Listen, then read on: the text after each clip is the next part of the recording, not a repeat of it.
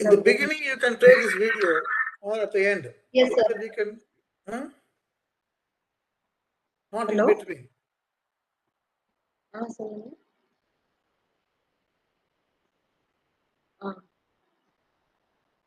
இல்லை கொஞ்சம் மெயில் வந்துச்சு பார்த்தேன். நான் வெரிஃபை இன்னும் ஆரம்பிக்கல, பண்ணி முடிச்சிடுறேன்.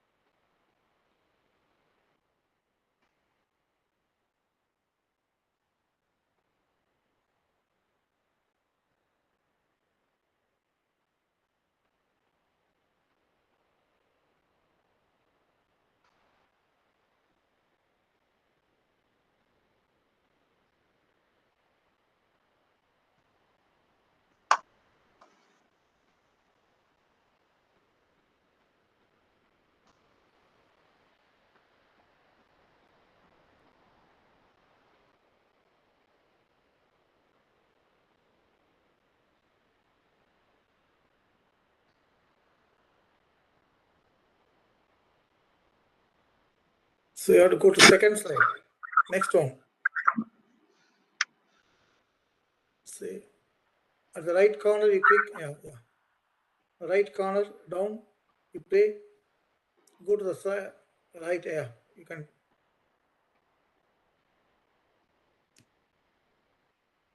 Now you can play.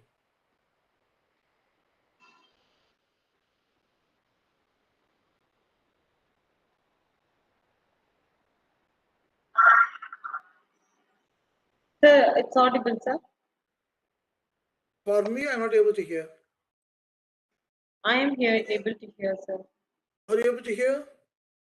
Yes, I don't know whether the other participants are able to hear. It is not audible.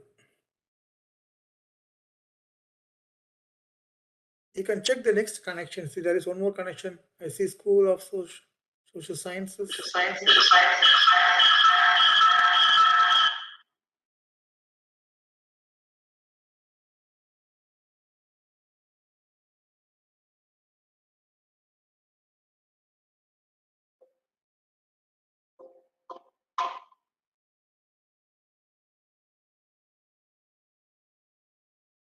It's not audible, sir.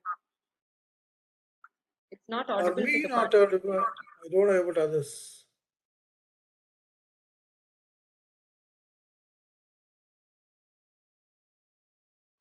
Okay, so in that case, I think I have to remove this video.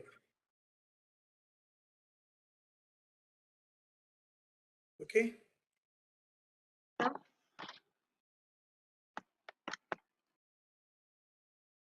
And is there any alternate way, sir? Only see from your side, if you play, it should be audible. I don't know. My So side, just I give don't me know. a minute, sir. Just give me a minute, sir. Let me check. If you have additional, are you playing in the laptop? Pardon, sir? Are you playing in the laptop? Yes, sir. If you have additional speaker, then it will be audible. Okay, sir. But sometimes it echoes, no, sir. That when we have speaker, the sound might we'll get another sound like echoing. I'll just check with the technical team, sir. Just give me a minute. Sure. I appreciate it. Thank you.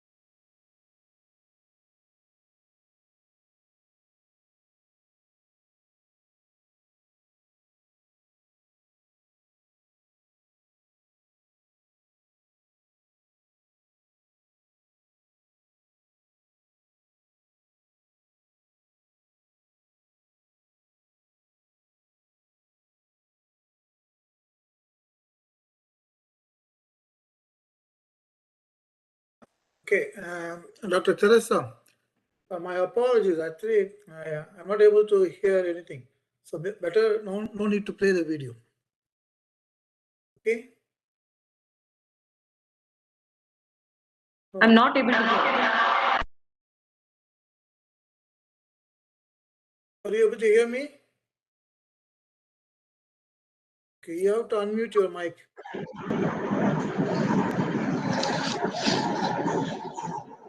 Sir, good morning, sir. Good morning, Dr. Rajeshwari. How are you? Fine, sir. How are you, sir? Fine, fine. Good to see you. How is your family? Yes. Fine, sir.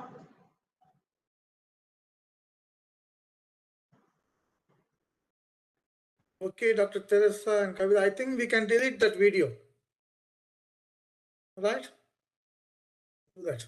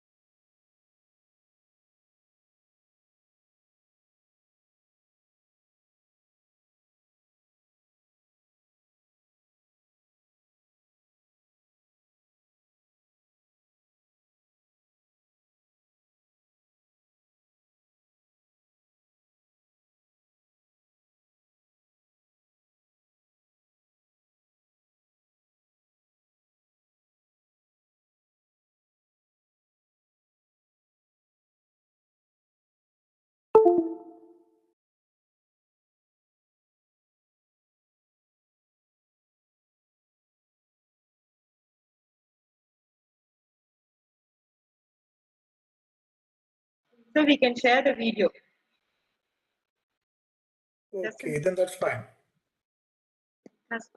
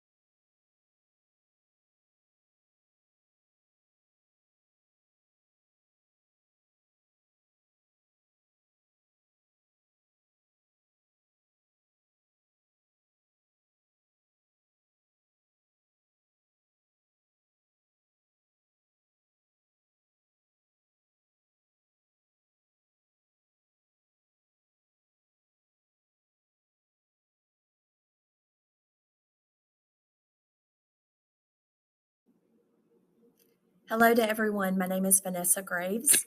I am a clinical social Good. and board-approved supervisor in the state of Louisiana. I currently serve as the field director for the Master of Social Work program at Louisiana Christian University. I was asked by Dr. Johnson to share some of my insights. It's good. It's very clear. Thank you so much.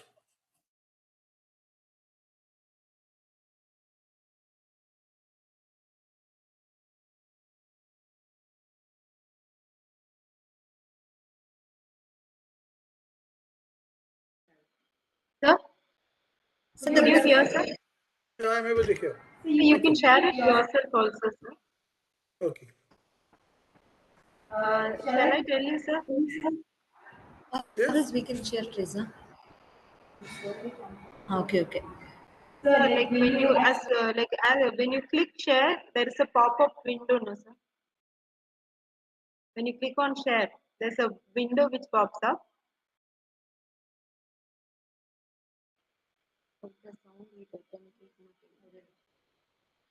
Now it is not. Yes, sir.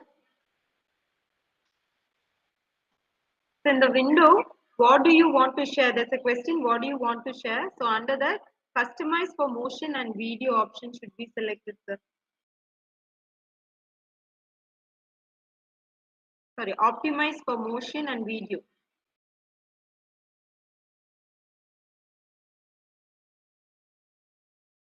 You're muted, sir. I cannot hear you. Okay, see, actually that is, it's called share. Now I have to share the screen. It says you cannot share the content unless the host, co-host, presenter. So you need to make me as host. The technical team is the host, since YouTube sharing is going on, and that is why only we have to interchange. Okay, then is it So now possible you for can you? share. So you can share from your side the PowerPoint slides? So if it's okay, I will share, sir, throughout the presentation. Not a problem. Okay, that's fine. Then I'll do it, sir. Thank you. Okay, welcome.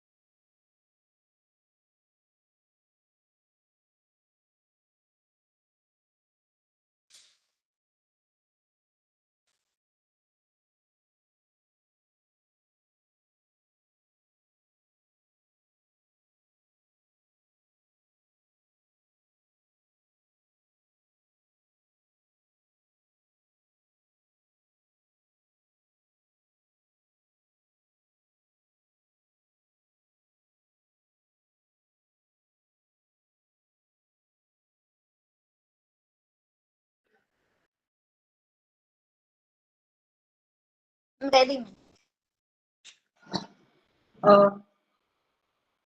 Dear participants, honorable resource person, dear participants, head of the department and all the faculty members, I invite you all to the fourth day of the International Virtual Faculty Development Program on Critical Radical Pedagogy and Practice Perspectives in Social Work. So on behalf of the organizing team, we extend a warm and hearty welcome to the resource person for the morning session, Dr. Emmanuel Johnson, sir, who has joined us very early. It's late night for him, but sir has already joined us. So we welcome you, sir, on behalf of PSG College of Arts and Science, on behalf of the department, and on behalf of your organizing team. Now I invite our PhD scholar, Ansi Abraham, to introduce our resource person. Thank you, ma'am. Thank you. Good morning, sir. So I am here to invite Dr. Emmanuel Johnson, sir. Welcome, sir.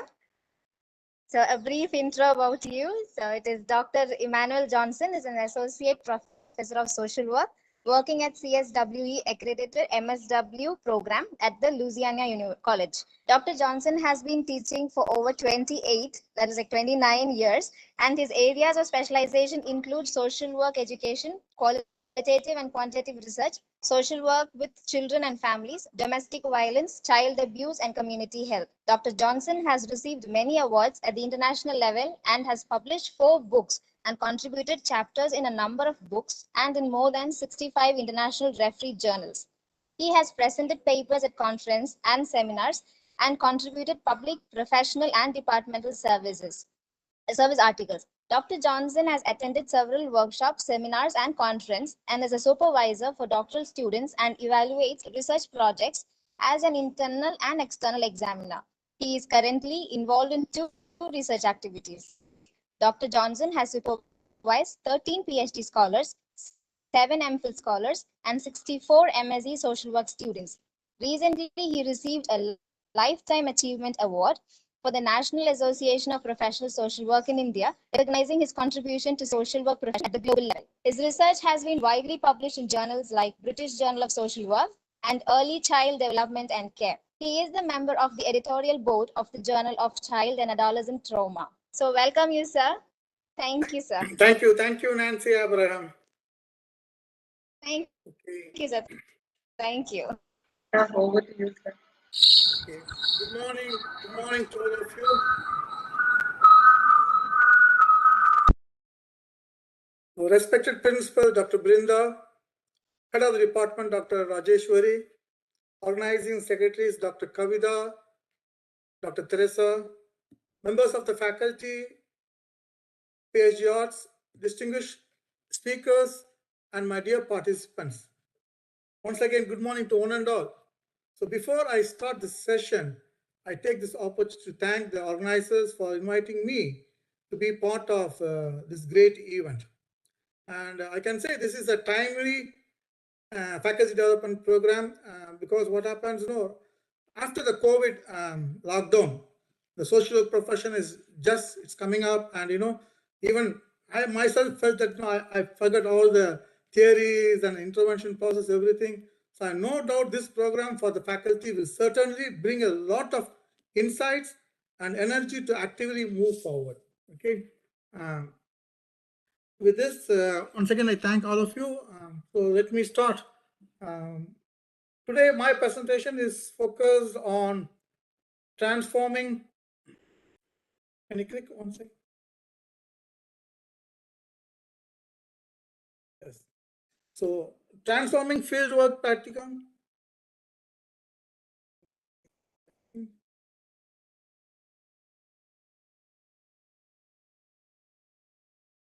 So what I can do, Okay. So today's my presentation is focusing on transforming fieldwork practice, a radical approach. Okay. So actually, this is a very important topic. What I feel is, when you look into my outline of my presentation, aims and goals of fieldwork practice, competencies required for fieldwork practice, evidence-based practice, tasks and challenges of students, the need for critical and radical social practice. So these were my outlines. And as an introduction, I would like to say about the critical and radical social work, which has become a distinct concept and a subject of considerable discussion in social work. In US, the social work profession has started way back in 1888, almost after 40 years. In India, Tata Institute of Social Sciences, they started in, if I'm right, it is 1936. But still, what happened? We are struggling to have a radical approach. So what is meant by radical means bringing changes in the field work structure or bringing changes in the theory, though we are trying to update the syllabus. I know there are more than 600 schools of social work in India. So we will discuss a lot about those things.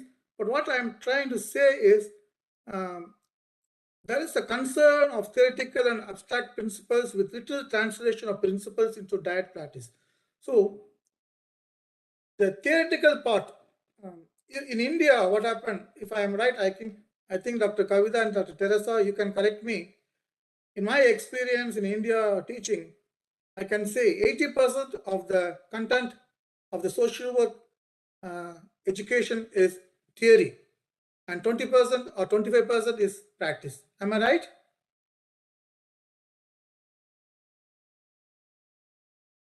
Sir? It's true, sir. True, I'm sir. asking you. So what I'm trying to say is 80% or 75% of theory we are teaching, and then 25% the practice. And what happened? There is a gap between theory and practice.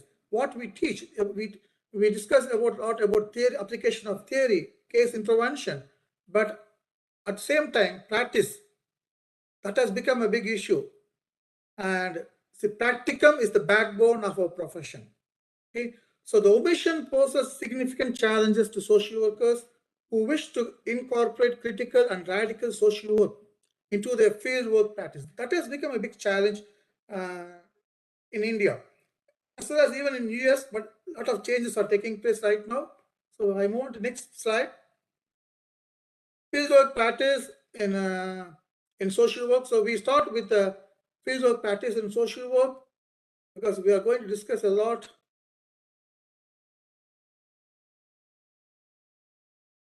Okay, so you have to, can you go to the next slide? I'm not seeing.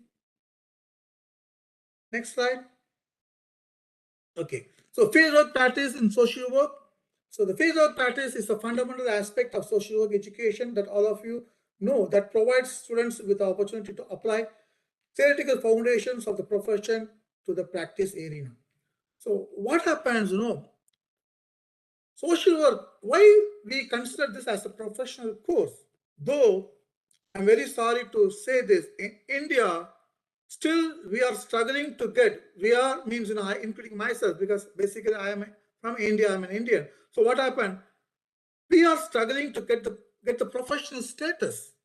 I'm sure all my participants, they agree with this. So my question is, we have an Indian Council of Indian Medical Council is there, because the medical profession has been recognized as a profession. They have a council.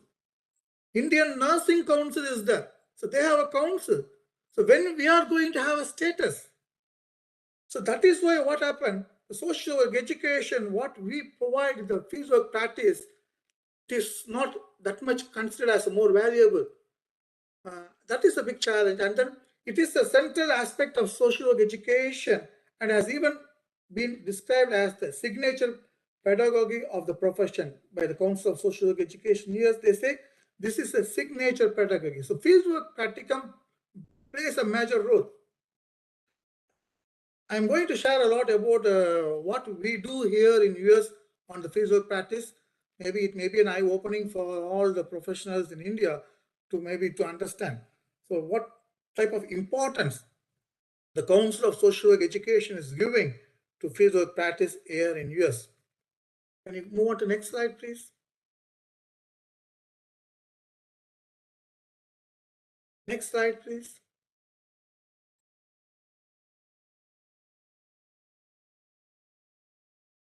Okay, so when you look into the aim of advanced practicum as a whole, so here to assist students in integrating the following core competencies. So here what happened, the whole social work profession has been built with the 9 competencies.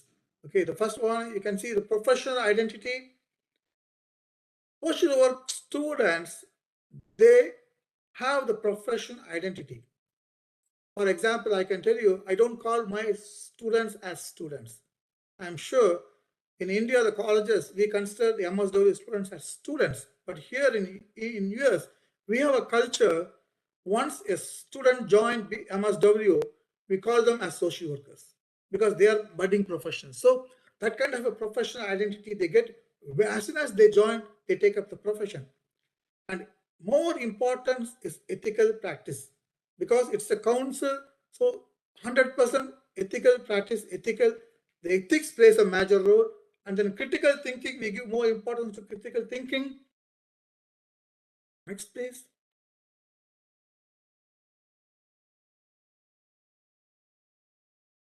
Diversity in practice. So diversity plays a major role, equal opportunities to everyone. So that is why I am working in US. So it is having a diversity in practice. So you can see all race, all religion, human rights and social justice, research-based practice.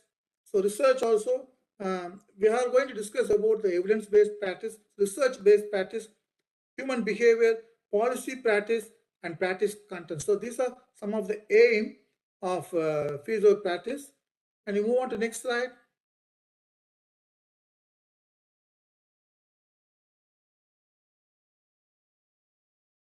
So what are the goals of fieldwork practice? So if you look into the goals of fieldwork practice, prepare advanced social work practitioners who can apply a generalist perspective in practice settings with client systems and organizational of various sizes and types. So altogether what happened, it is a kind of preparing the practitioners to apply the social work perspectives and then prepare advanced social work practitioners who participate in field experiences in the concentration area of direct practice. So here in US, we have clinical social work and generalist practice where they get experience in applying the social work methods and policies with individuals, families, and groups, and in non-profit and public management agencies. Okay, and they also provide standards with field experiences that prepare students for leadership positions in settings that reflect the diverse multicultural environment of the Caribbean and as a whole here. Provide students with opportunities to work with the most socially and economically vulnerable population in practice that reflect the values and ethics of the social work profession. So altogether what happened, we create a lot of opportunities for the students to practice the values and ethics when they go into fieldwork practice. Educate students to have commitment and ability to apply research and scientific knowledge to evaluation and enhancement of practice. So one of the component of fieldwork practice is research. So students are exposed and they are experiencing in doing research. Ensure quality field experience by monitoring and assessing the performance of students, field liaisons, and field instructors. So it means what altogether we are trying to give the students a very good round of fieldwork experience where they gain a lot of insights in their field practice. Can you please move to next slide?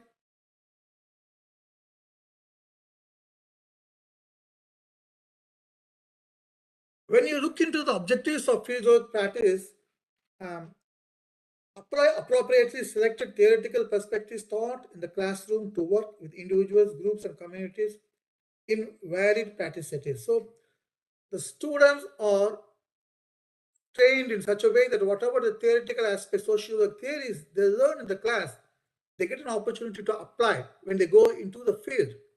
And also they get an opportunity to demonstrate the understanding of research methods. They do capstone projects, okay, and use them to evaluate social services, policies, and programs, and to undertake empirical research. So evidence-based research they take when they go for fieldwork practice, and further enhance students' practice through the application of critical thinking, research knowledge, and problem-solving techniques. So critical thinking and research knowledge and problem-solving techniques are these are the three areas where the students will give more exposure, and we always encourage the students to be more critical thinkers. Okay, and then use supervision to sharpen an awareness of self, identity, learning needs, and competencies, and develop leadership skills. So altogether, the main objectives of fieldwork practice is to develop the leadership skills of the students. Next slide, please.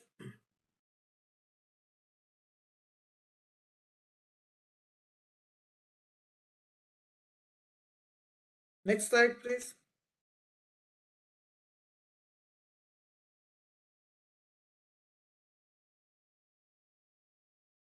Okay, objectives continues. So it also, we have to accept constructive criticism in developing professional and ethical behavior and practice.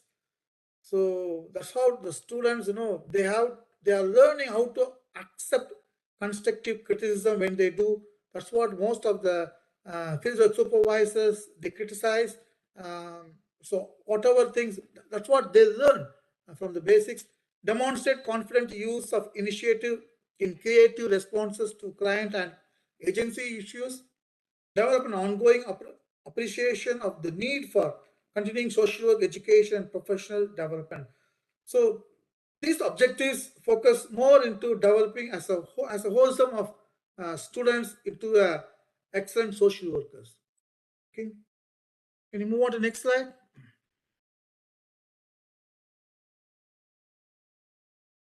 Next slide, please.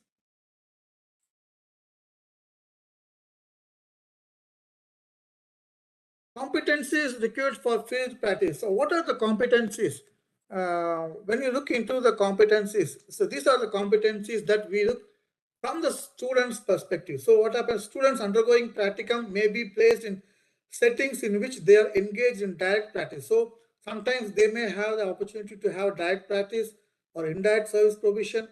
So all social workers, whether engaged in direct or indirect practice, are expected to display identified competencies. The education policy of accreditation standard of the Council of Social Work Education, that is called EPAS here in CSW, outlines central competencies that are considered as essential for the development of the social work student.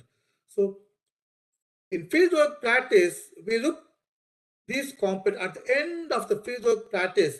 So these are the competencies we are expecting the students to develop. Application of ethics of social work practice. So they need to be more ethical, integration, and then so they have to be very loyal to the profession, and use of critical thinking to guide decision making. The critical thinking, critical reflection practice. Acceptance and understanding of diversity in practice. That means, so yesterday, one of the speakers spoke about critical race theory. So accepting the diversity in practice, that is a main criteria here to work as a social worker. And the advancement of social justice and the participation in the development of policies that impact the social service provision and engagement. Assessment and intervention in which individuals, families, and groups and communities. And so the competencies continues. So we will see in the next slide what are the 9 competencies derived by this Council of Social Work Education. Can you move on to the next slide, please? General competencies required of students in all areas of social work intervention. The first one is professional behavior. So when I say professional behavior, we can talk a lot. So right now what happened? Even in US, you won't believe me, dress code is in place. I know some of the universities and colleges in India, they have uniforms when they go for fieldwork practice, but here we don't adopt uniforms. But clinical social workers, they have to wear a white jacket. Other than that, what happened? They are expected to be more professional behavior, giving respect, not to use cell phones like that, especially professional behavior when they deal with the clients. And orientation to the agency administration, the first day they get an orientation. Relationship to supervisor and use of supervision, that's very important. So what type of relationship to supervisor and student? It means even the students are not allowed to offer a cup of coffee to the supervisor, or even they are not allowed to give a lift in their car. So that kind of relationship, it is always a professional relationship when the students are placed in a practicum settings where the supervisor is supervising the student, because the supervisor has some rubrics and they are empowered to give some marks to the student. That's why they should have a professional relationship. And the staff and community relations, that also they have to deal with the staff and whatever community relations they have. And they are also expected to have more communication skill. So communication is written and spoken language. And we will discuss about the written language. Please move on to the next slide.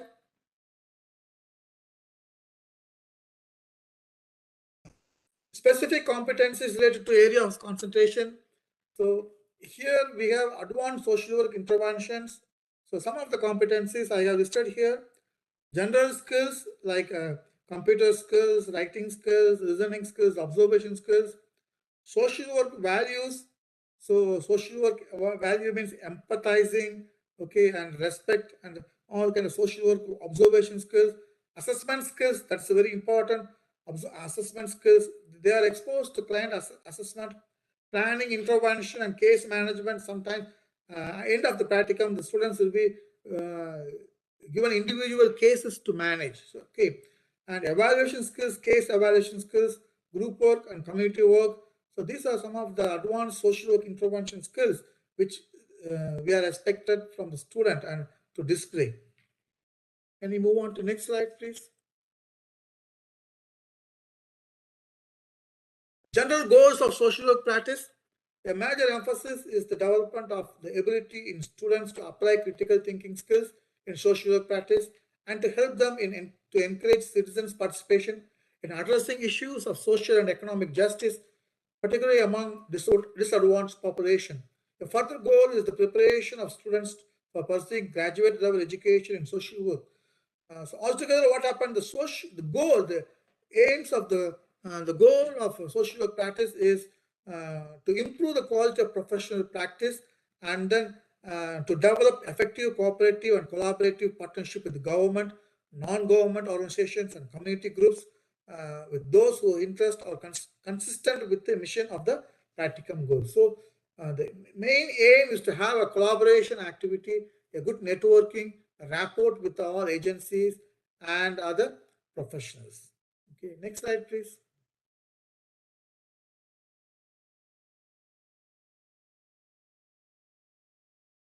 Next slide, please. Okay, so we move on to evidence-based practice. So social work practicum here in US is based on evidence-based practice. I think yesterday, or day before yesterday, I was hearing from one professor. He was talking about evidence-based research. So of course, almost the same thing where the students are exposed to evidence-based practice. Sometimes they have to do evidence-based research when they go for practicum placements. So evidence-based practice is a process in which the practitioner combines well-researched interventions with clinical experience and ethics and the client preferences and culture to guide and inform the diversity of treatments and services. The practitioner, researcher, and client must work together in order to identify what works for whom and under what conditions. So here, why we apply evidence-based practice in US? Because what happened here, the practitioner, researcher, and client all together, they work together in order to identify what works best for them. This approach ensures that the treatments and services, when used as intended, will have the most effective outcomes as demonstrated by the research. It will also ensure that programs with proven success will be more widely disseminated and will benefit a greater number of people. Next slide, please. So EBP model. So EBP model has the 3 dimensions. So one is practitioner's individual expertise, and then client values and expectations, and best evidences. So when you look into this, please go ahead.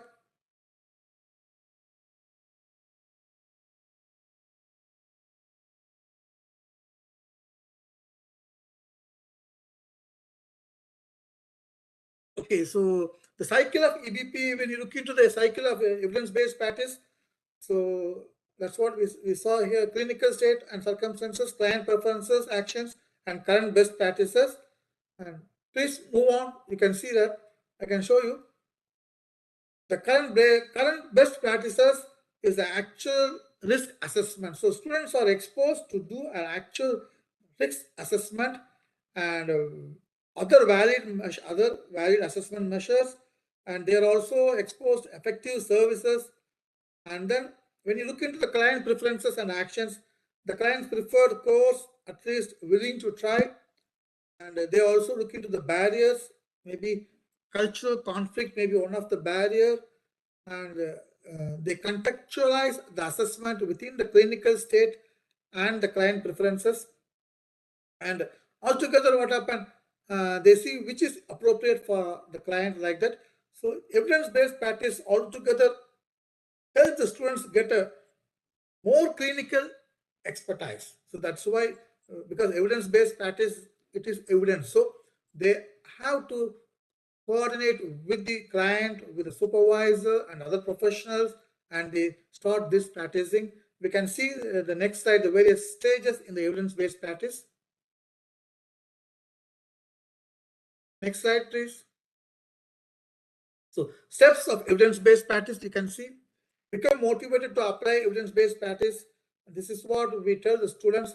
The first step is convert information needs, prevention, assessment, treatment, risk into an answerable question. So when they look into the client, they see what are the things which are needed for the prevention of a particular issue. Maybe if you're a drug addict, so what are the need for prevention, how to assess and what type of treatment they can look, what are the risk factors. And also the second step, track down current best evidences. And the third step, critically appraise the evidence. And the fourth step, integrate critical appraisal with practice, experience, client strengths. So they also look into the positive aspects of client strengths and values and circumstances. And the fifth step is they try to evaluate effectiveness and efficiency in the exercising step 1 and 4 and C. So the fifth step will be evaluating all those steps starting from 1 and 4, and then they seek ways to improve them next time. And the last step is teach others to follow the same process. So this is what the steps which the students they do when they go for fieldwork practicum. Next slide, please.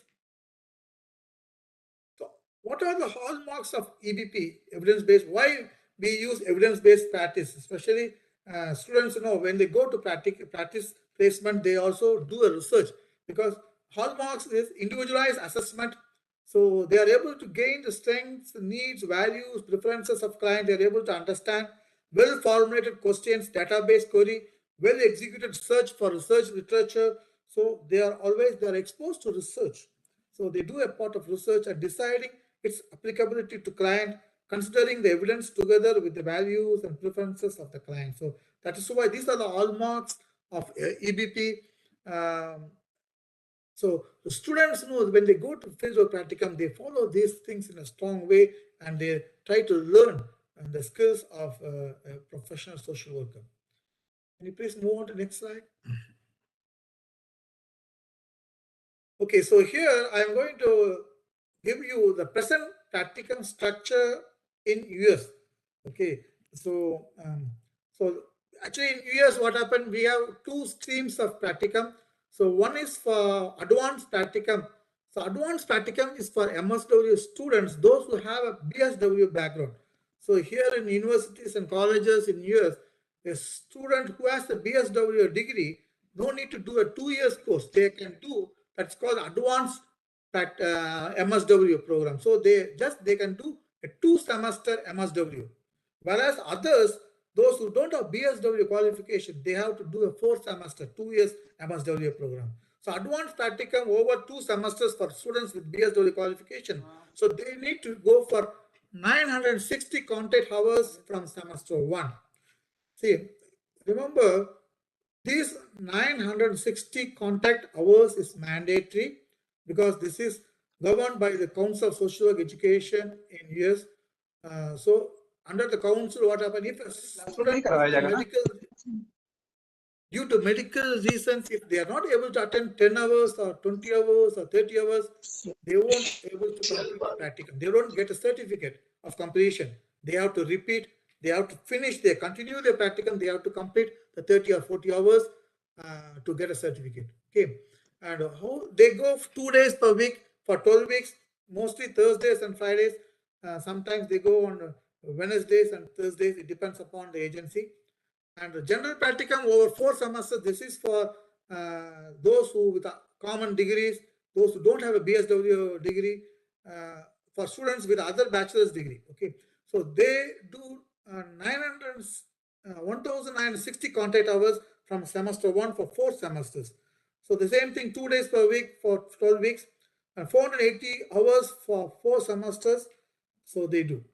And so here what happened, the structure is very rigid.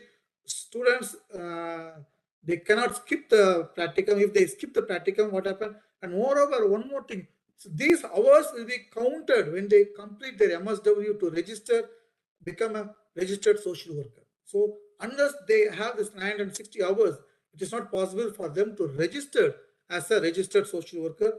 And then after registering social work, they have to do LMSW examination. They have to clear the LMSW examination, and they also have to clear LCSW, that is Licensed Clinical Social Worker examination. And then after this, it is not that simply they finish their MSW and they go and work somewhere else. Every year they have to do 30 hours, they have to attend workshops, and they have to take examinations for 30 hours to prove their efficiency. It means they have to update. And unless they update their skill, continuous assessment, they are not eligible to continue the certification. They cannot continue re-registering the certification. Even if you take my case, every year I am doing 30 hours. I am taking classes. I have to attend workshops. I have to attend conferences. I have to pay and attend 8 hours or 2 days workshops, 3 days workshops. End of the workshop, I have to take an examination online, objective type. And unless I pass, I won't be able to continue my license. I won't be able to renew my license. So this is the structure of practicum here. Can you move on to the next slide, please?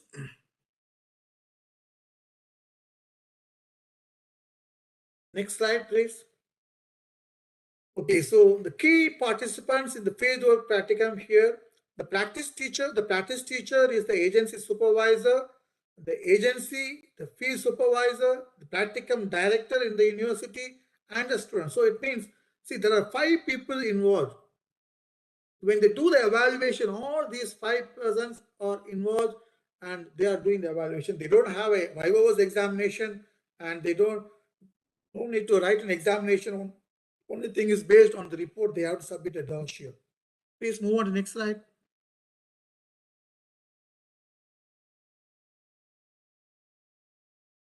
So we also have an extended block practicum available under specific conditions, that is students completing their placement overseas, students placed in local agencies due to exceptional circumstances. For example, this block practicum is applicable for students from other international students, maybe from India or Indonesia or Nepal or Singapore or Malaysia or any other Canada. When they come here and after completing the theory courses, they can take a capstone project and they can do the practicum. It's 960 hours in their own country. Okay, so continuation, it's a block practicum, they are allowed. Otherwise, another exceptional case is veterans, the military people, paramedicals, those who do MSW, they are given exception cases. They are allowed to do extended block practicum. Not the normal students. Normal regular students, local students are not allowed to go for extended block practicum. Next slide, please. Okay, so there's a video on fieldwork practice by my field director.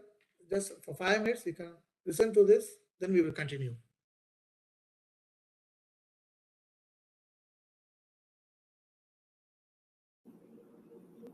Hello to everyone. My name is Vanessa Graves. I am a clinical social worker and board-approved supervisor in the state of Louisiana. I currently serve as the field director for the Master of Social Work program at Louisiana Christian University. I was asked by Dr. Johnson to share some of my insights on the structure of field, expectations, and challenges. The mission of the Louisiana Christian University Master of Social Work program is to prepare students to function competently and effectively in a rapidly changing world through an academically challenging social work education within a Christian environment that offers an integration of faith and learning. Well, I'll start with the challenges of COVID.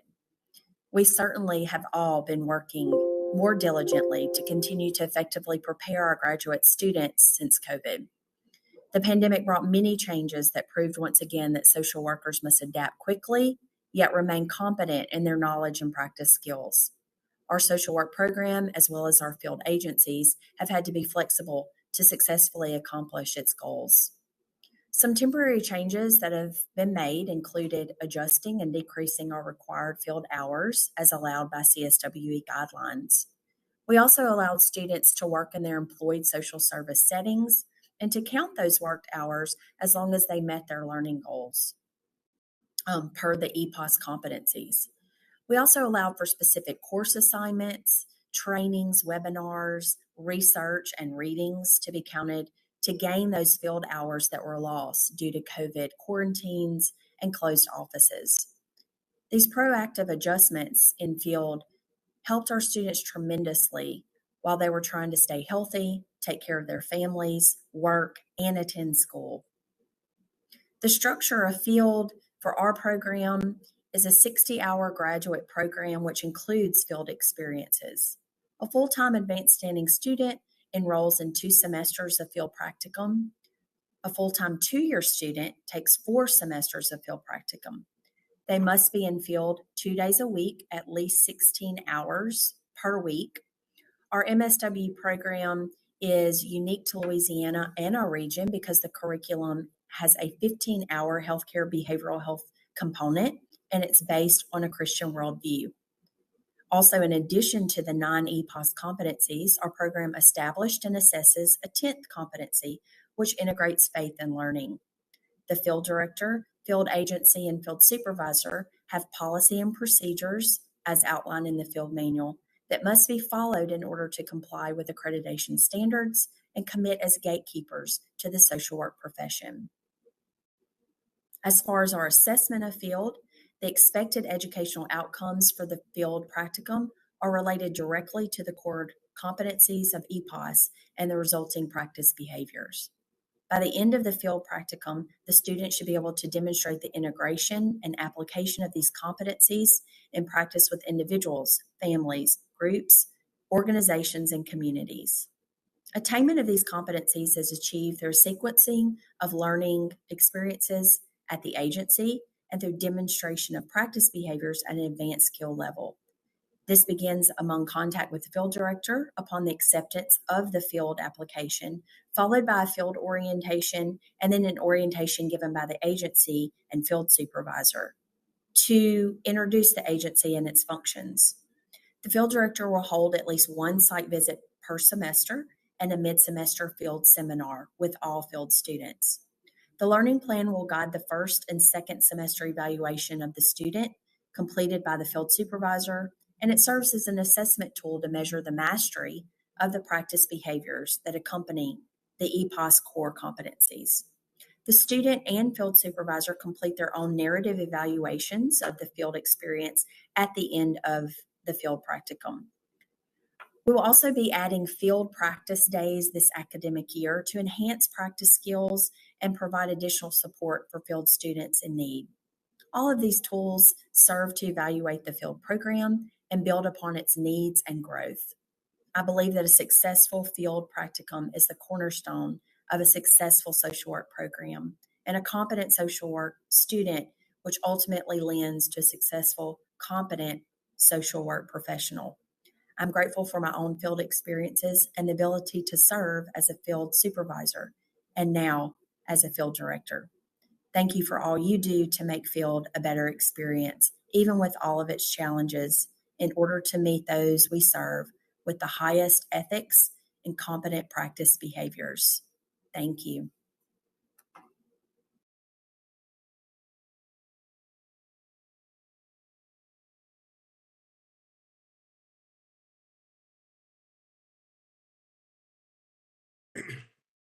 Okay, so thank you, Vanessa. She is my field director in my university. So please, next slide, please. So next 10 minutes, we are going to look into the important tasks and challenges of students in the fieldwork practicum. The field supervisor and student develop and write down the list of instructional and learning objectives. So in the beginning, they have to have a learning objectives. These objectives will be based on the specific work allotted in the placement. The objectives then guide the development of tasks. So for example, so they have examples of tasks like direct work with the service user, interviews, group works, meetings, care tasks in residential daycare settings, range of cases to include variations in gender, race, wherever possible, off duty. So initially they have to prepare a task, so development objectives, and based on the objectives, each semester they go. Next slide, please. Specific list of tasks for students, examples, so written work, agency records, assessments, formal reports, questionnaires, logbooks, incident reports, project reports, visits of observations, observation of experienced practitioners, study of policy and practice guidelines. So this, that's a small list I have given. The list keeps on going. So the students have to take at least minimum, each semester they have to take minimum 5 or 6 tasks and they have to accomplish those tasks. Okay, next slide, please.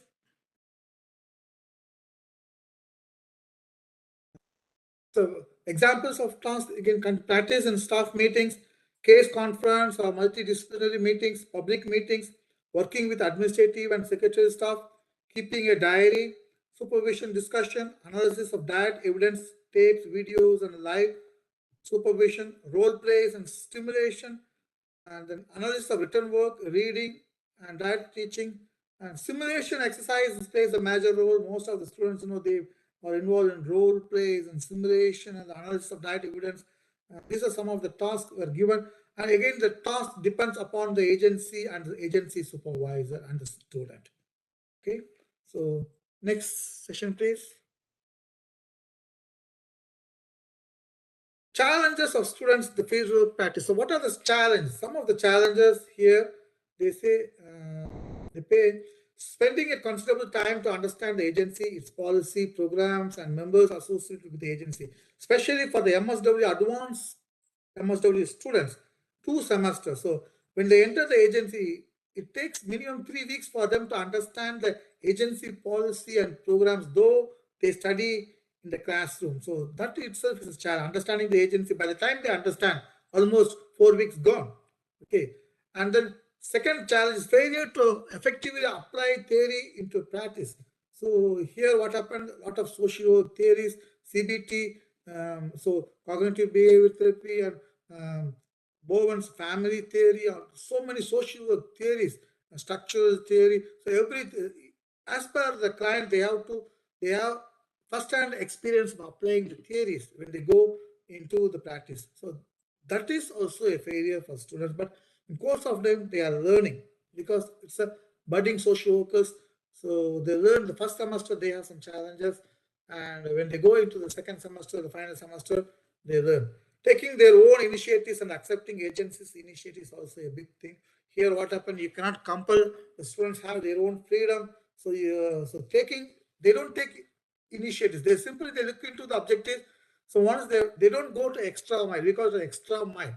In India, the students, they take a lot of initiatives. They try to learn more things. Here, no, because they want to confine with their own limitations and they don't want to go beyond the limitations. Next slide, please.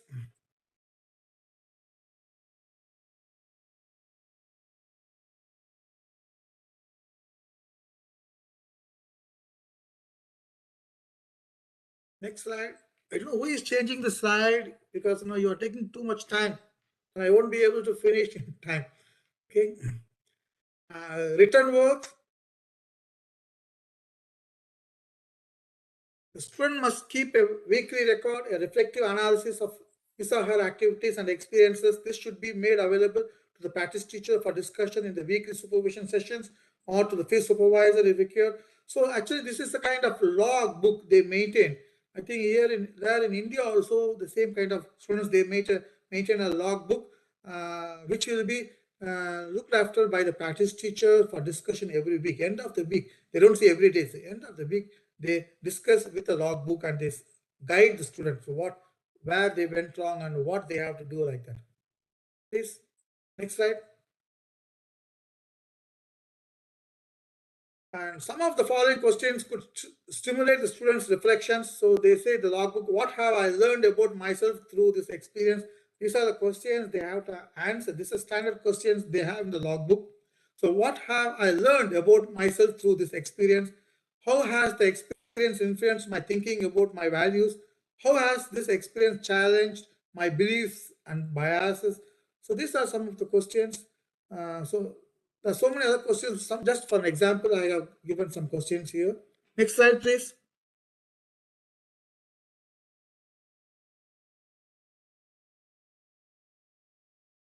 Evaluation of students' performance. How we do the evaluation? I know in India, according to my knowledge, you generally in India they conduct a Viva's examination on fieldwork practicum. Here we don't conduct a Viva's examination. Advanced practicum is evaluated at midpoint stage. So we have midpoint and the end of the placement.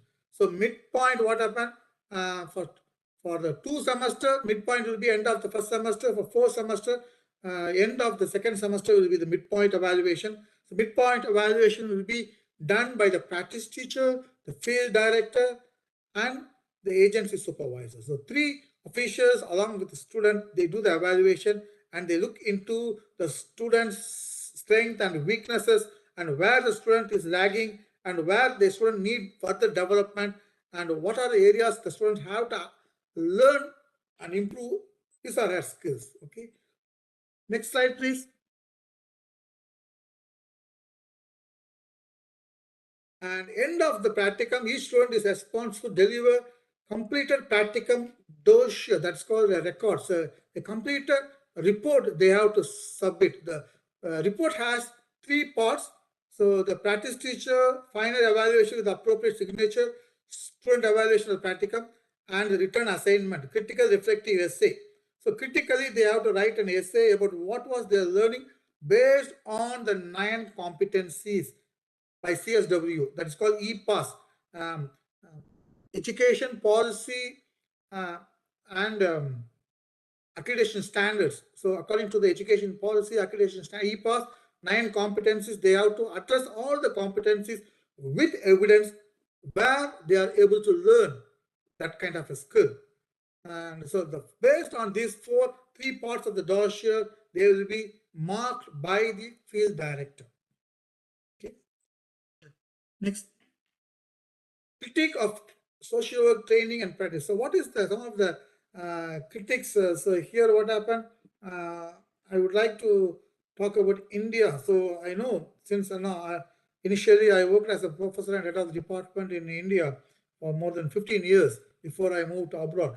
So social work is often equated as a voluntary work, social service, or kind of interventions made by politicians. So what happened?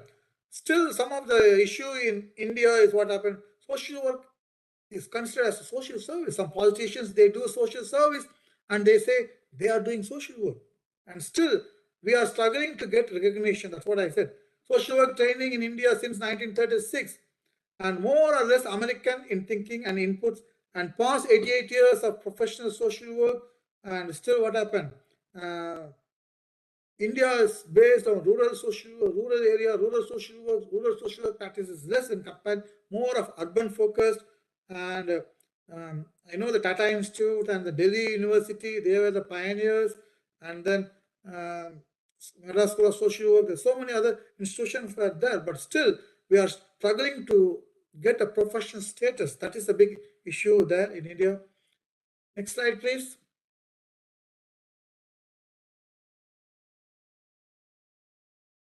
Next slide.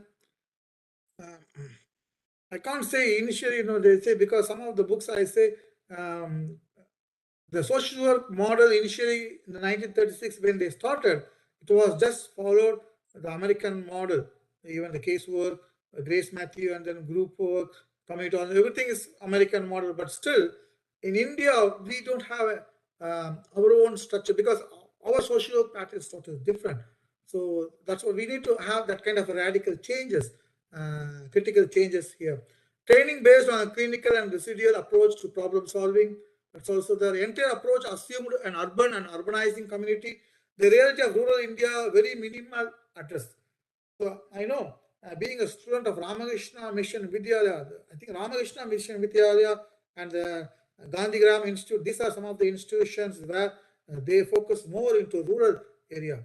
Of course, the rural camp has been inbuilt in almost all curriculum. That's a good thing. I don't know about other universities, especially metropolitan state universities. I don't know whether they have rural camp and tribal camps, but still what happened, the focus should be more on rural area. Opportunities for social workers in state welfare schemes, very minimal. State welfare schemes and very minimum influence on policy formulation. The social workers are not involved in policy formulation. The struggle between activist idealism and worker pragmatism is also there. Still it is there. Next slide. And experiments in making community the base, that's also the premise. Community and its needs should form the basis of training and practice. So the social work practice should be based on the community needs, the community involvement. Okay. So it is not that simply placing a student in a volunteer organization for 2 semesters and then, or in a block, and there are places where I hear there are so many social work students are not supervised by the professional social workers. So even the practice teachers, maybe psychologists or maybe with some other degree, they supervise social work students. So that kind of a thing is not possible here in US. As opposed to learning methods out of community context. Can you go to next slide, please?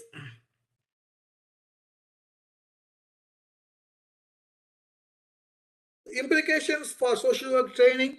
So making training more community based. So that's one thing. And direct access to community, it needs and resources, direct access to government programs, practice of various methods of social work with individuals, groups, and communities within the given community, possibilities for auxiliary methods. So it means involving more the government functionaries. And the government functionaries, even creating more jobs and opportunities for social workers and the government functionaries. Then only it's possible for have a good support from the government area. So next slide, please. Immense possibilities of research, because I don't know whether how many universities are involved in doing research, allowing the students to do research at the practicum. Simply they go and they observe, because they have to conduct evidence-based research. So that's what they have to do. And need for theory building, need for evolving new methods for development context, need for greater focus on social policy, a much neglected area by social work profession. And when I say about research, see, right now I am receiving so many PhD theses from India, especially almost in South Asia. The thing is, what happened, the research what here in US social professionals they do is totally different from what we do in India. I feel like most of the social work research thesis at the MSW level, at the PhD level, what happened? It looks like a sociology research. I remember Dr. Lal Das, who is a pioneer, a researcher, research person, pioneering professor from Rhoda Institute School of Social Work. I remember him. He always talks about pre-intervention and post-intervention data collection. So that is social work research. That's what here they are doing. And the students, they go for practicum, they do a research, they observe a client, pre-intervention data collection, and they apply the intervention, and then post-intervention data collection, and they do a research. So that is social work research. But still, India, in our country, we are not ready to do that kind of research. And impact of training, when you look into the impact of training, if you give an efficient training, the growth of schools from a teaching center to a center of teaching and practice. So this is that's what the beginning of my presentation I said.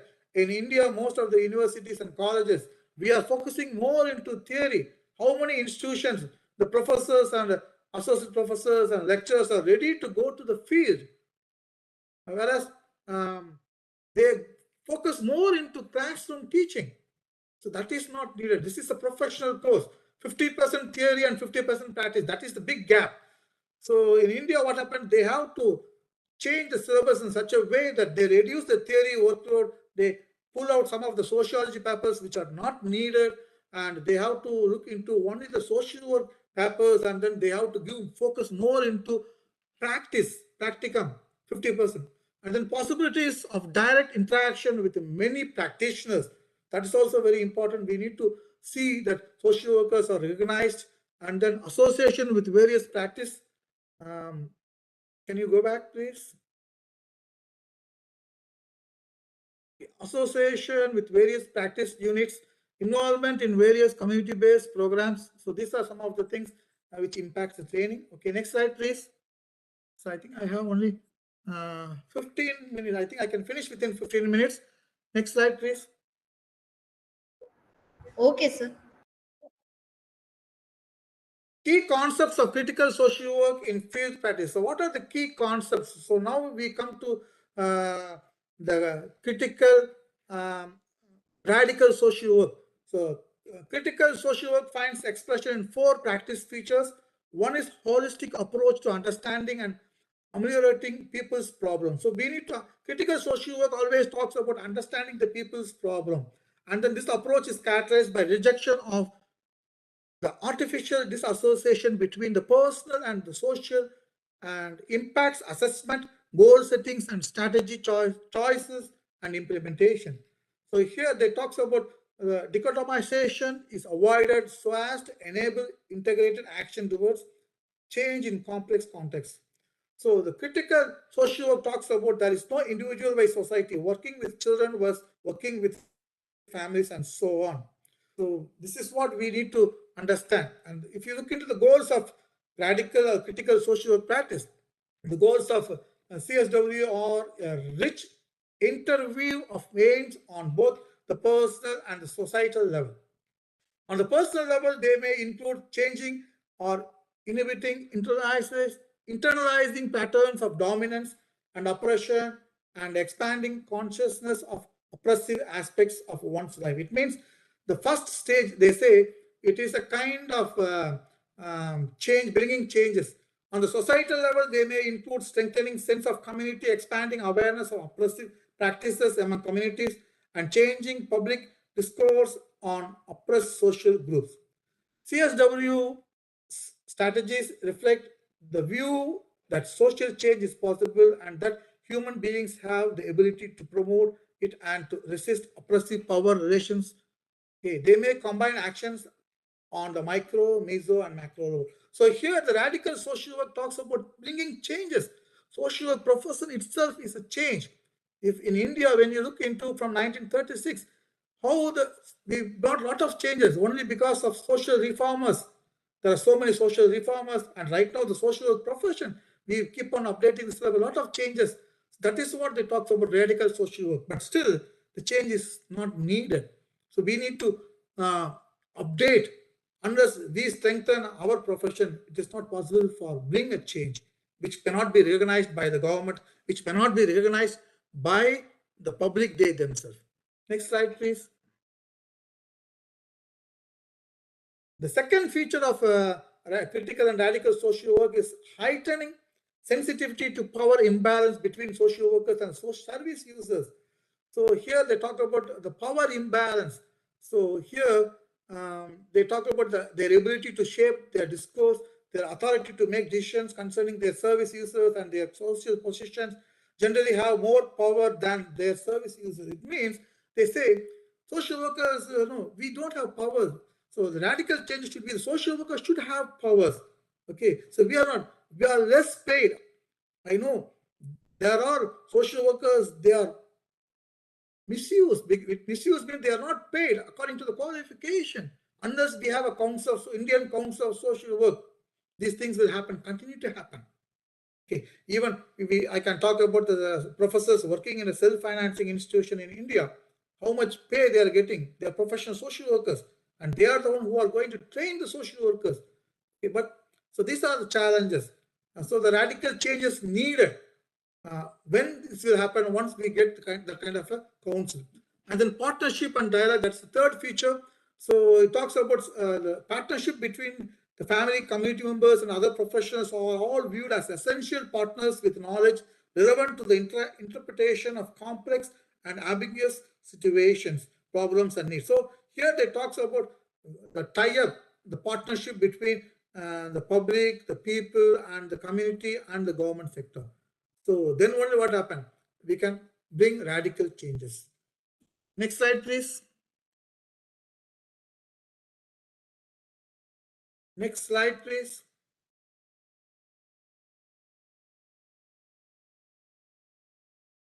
Are you there? Next slide, please. Thank you. So what are the barriers exist to implementing critical radical social work? So some of the barriers I want to say here, there are numerous barriers. Some of them, the education social workers receive, the language in which their directives are written, the organizational culture they operate within, and their heavy caseloads and needs to make immediate decisions regarding socially powerless service users all mitigate against their adopting critical social work orientation practices. The fact that they are licensed by the state may discourse their criticizing it, as may the fact that many of them are employed by government agencies. So these are some of the barriers. It means some of the social workers, what happened? They are government employees and they can't open the mouth against the government. So this is some of the important barrier. Can we move on to the next slide?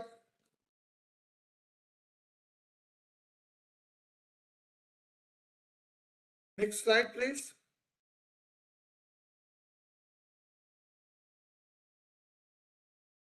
So, conclusion. So, my conclusion is critical radical social work practice can improve practice skills in the troubled area of family and child welfare by enlisting the cooperation of parents and revealing and relating to the complexities of the family situation. So, critical and radical, it is a kind of social work practice serves as a point of departure for a wider debate on the way in which the ideas of critical social work can be implemented in social work practice. Such implementation through critical social work practice, any other forms of critical social work practice, is a crucial antecedent for transforming abstract notions of critical social work into concrete change. So to conclude, I can say social work education plays a critical role in this process. Courses should be offered both on critical social work theory and precepts and on ways of implementing them, so that social workers are equipped to write critical reports. We suggest that they be offered opportunities in the classroom to consider and deal with the many difficulties that such writings entail and the issues it raises. Okay. Next slide. I think that's the end of my presentation. And I thank all the participants, and also I thank the organizers for a very interesting topic, critical and radical social work practice, which is essential in India to bring a lot of changes. Thank you so much, sir, for your very insightful presentation. It was really a great thing where we had compared both in Indian context as well as the international context. Sir, there is one question in the chat box, sir. Okay. Sir, can I read it, sir, or is it visible to you, sir?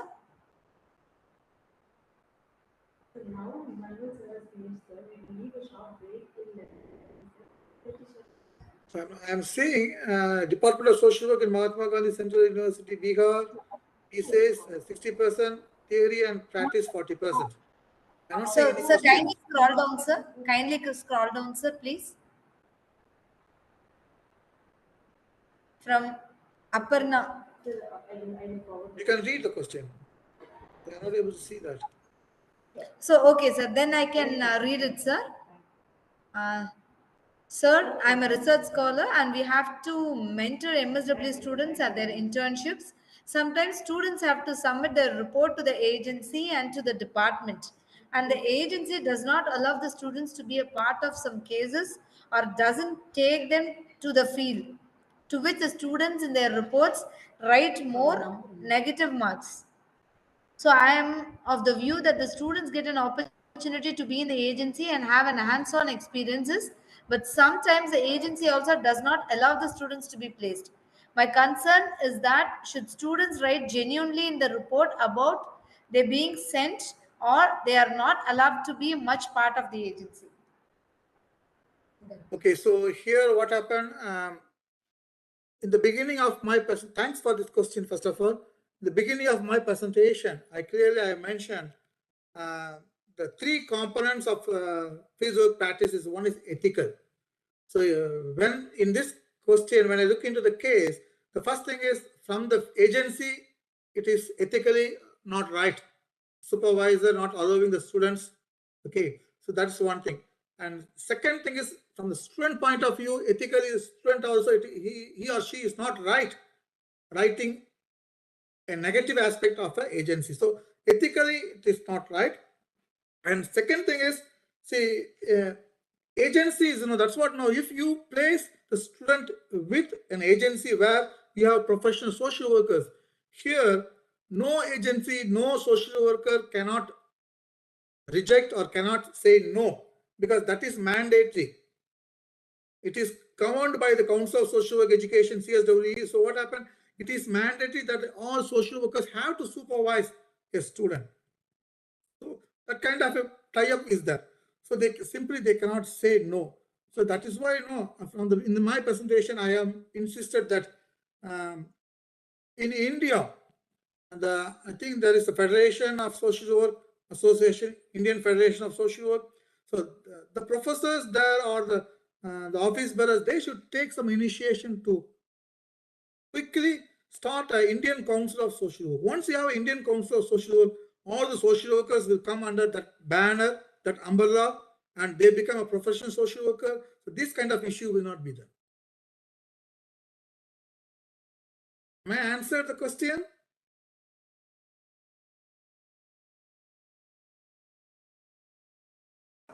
Yes, sir. Dear participants, do you have any questions, or if you have any reflections, kindly share. You can unmute yourself and speak, or else you can drop in the chat box. Sir, thank you so much, sir. On behalf of our PSG College of Arts and Science Management and PSG CARE, Center for Academic Research Excellence. So it is indeed a great privilege to have you, sir. And literally, we have to thank you so much for sparing your time. That too, currently, I think it is 12:30 a.m. I think so, sir, for you. Yes, you're right. You're right. Sir, it is really something great for us, sir. We have learned so much of humbleness and humility from the great resource states, great stalwarts from you all. And thank you so much for sparing your expertise to us and taking your time out and then sparing with us. So, on behalf of our college and the participants, we thank you so much, sir, for being with us and for your token of your acceptance and gratitude. We render our humble thanks once again, sir. Thank you, Dr. Kavita, Dr. Teresa, and all the team, social work team from PSG Arts. Really, it's a great honor and pleasure to be part of this FDP program. Okay. Thank you so I wish much, you sir. all the success. Thank you, sir. We wish to collaborate with you in future endeavors, sir. Thank you so much, sir. Sure. Most welcome. Thank you. Thank you, sir. Dear participants, we can leave Thank now. you, sir. Welcome. You are most welcome. We are eagerly Okay, waiting for much more academic endeavors, sir. Thank you, sir. Welcome. Dear participants, we can have a break for about 10 minutes and then we request you to kindly join by 11:30 so we can start the next session. Thank you one and all, and thank you so much.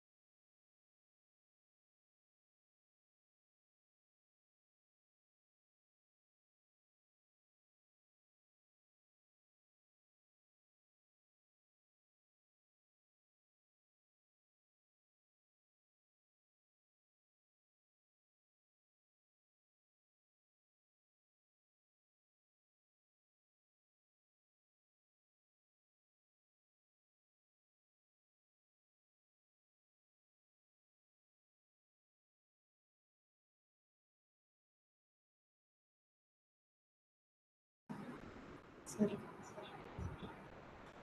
Good morning, all.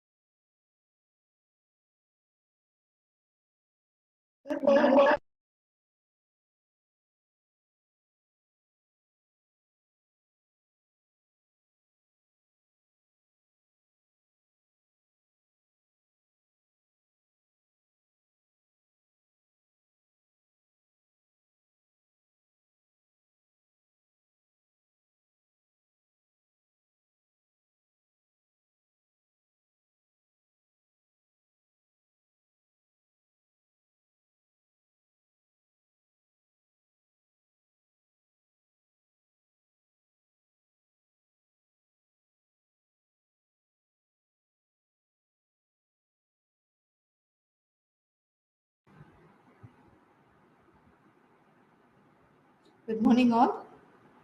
Welcome to the second session.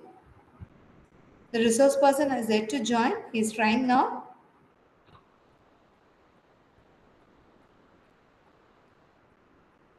We'll commence the session by 11:40 exactly.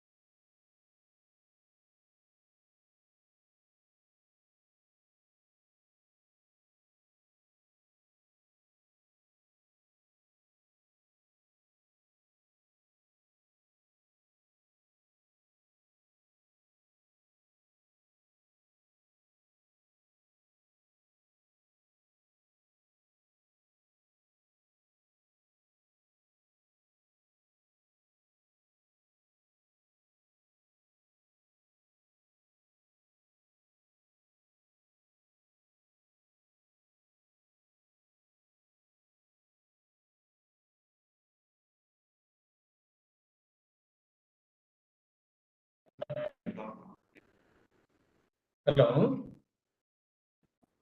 Hello. Sir, good morning, sir. Please allow us to join. Sir, you have joined, sir. Yeah. Sharing the slides also. 1 second, sir. I'll just I'll make you as a presenter, sir. 1 minute, sir, please, sir. Sir, good morning, sir. Good morning. Good morning. Good morning. How are you, sir? Fine. Fine. How are you? Sir? Fine, sir. Sir, now you can listen, sir. Yeah. Good morning to all of you. Good morning, sir. Thank you so much, sir, for accepting a kind request in a short notice.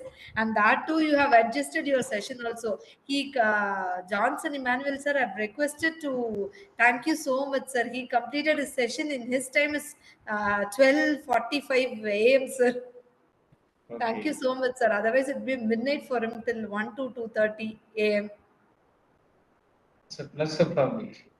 Yes, sir. Thank you so much, sir. Sir, can you able to share it, sir? Yeah, we are trying.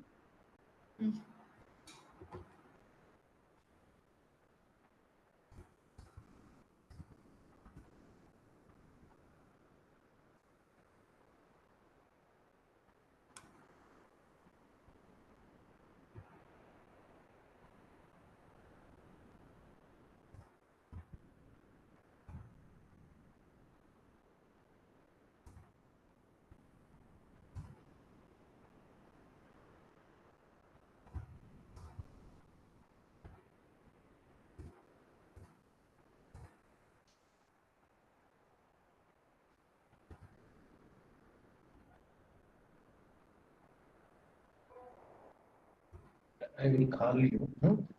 3 minutes. They have some important. In my room, I can continue to. Yes, sir. It's visible, sir. Okay. So shall we start, sir? Yes, Kavita. Is it audible to you? My Yes, voice? sir. Yes, sir. Voice is also audible and your presentation screen is also very much visible to us, sir. Okay. Fine. Thank you, sir.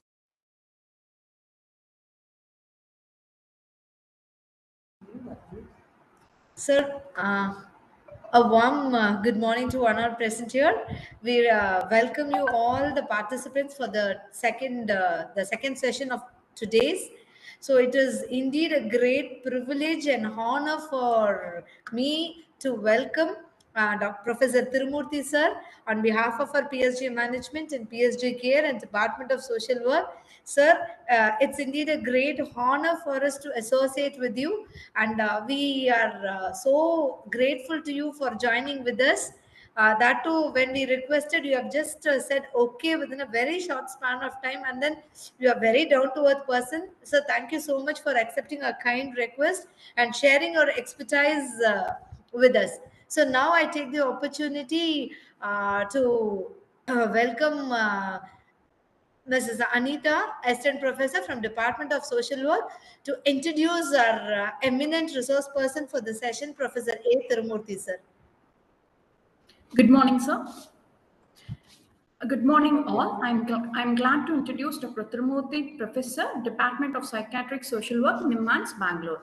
He has done his undergraduate and postgraduate from Madurai Kamarajar University and completed MPhil and doctorate at NIMHANS, Bangalore. He has started his career at PSG IMSR as senior lecturer in 2001. Later, he joined as assistant professor at NIMHANS in the year 2005. And later became professor and head from 2016. He has guided 14 PhDs and 40 MPhil scholars. He has published about 50 articles in reputed journals, national and international level. His area of interest and research include adult mental health, geriatric mental health, palliative care, suicide, and stress management. He is a member and awarded fellowship under several national and international scientific societies and scientific committees. To list a few, Indian Society of Professional Social Work, life member of Indian Journal of School Social Work, life member of World Association for Psychosocial Rehabilitation, International Association for Professional Social Worker, Asia Pacific Chapter. Now I welcome Dr. Tirumurthy to take over the session. Thank you, sir.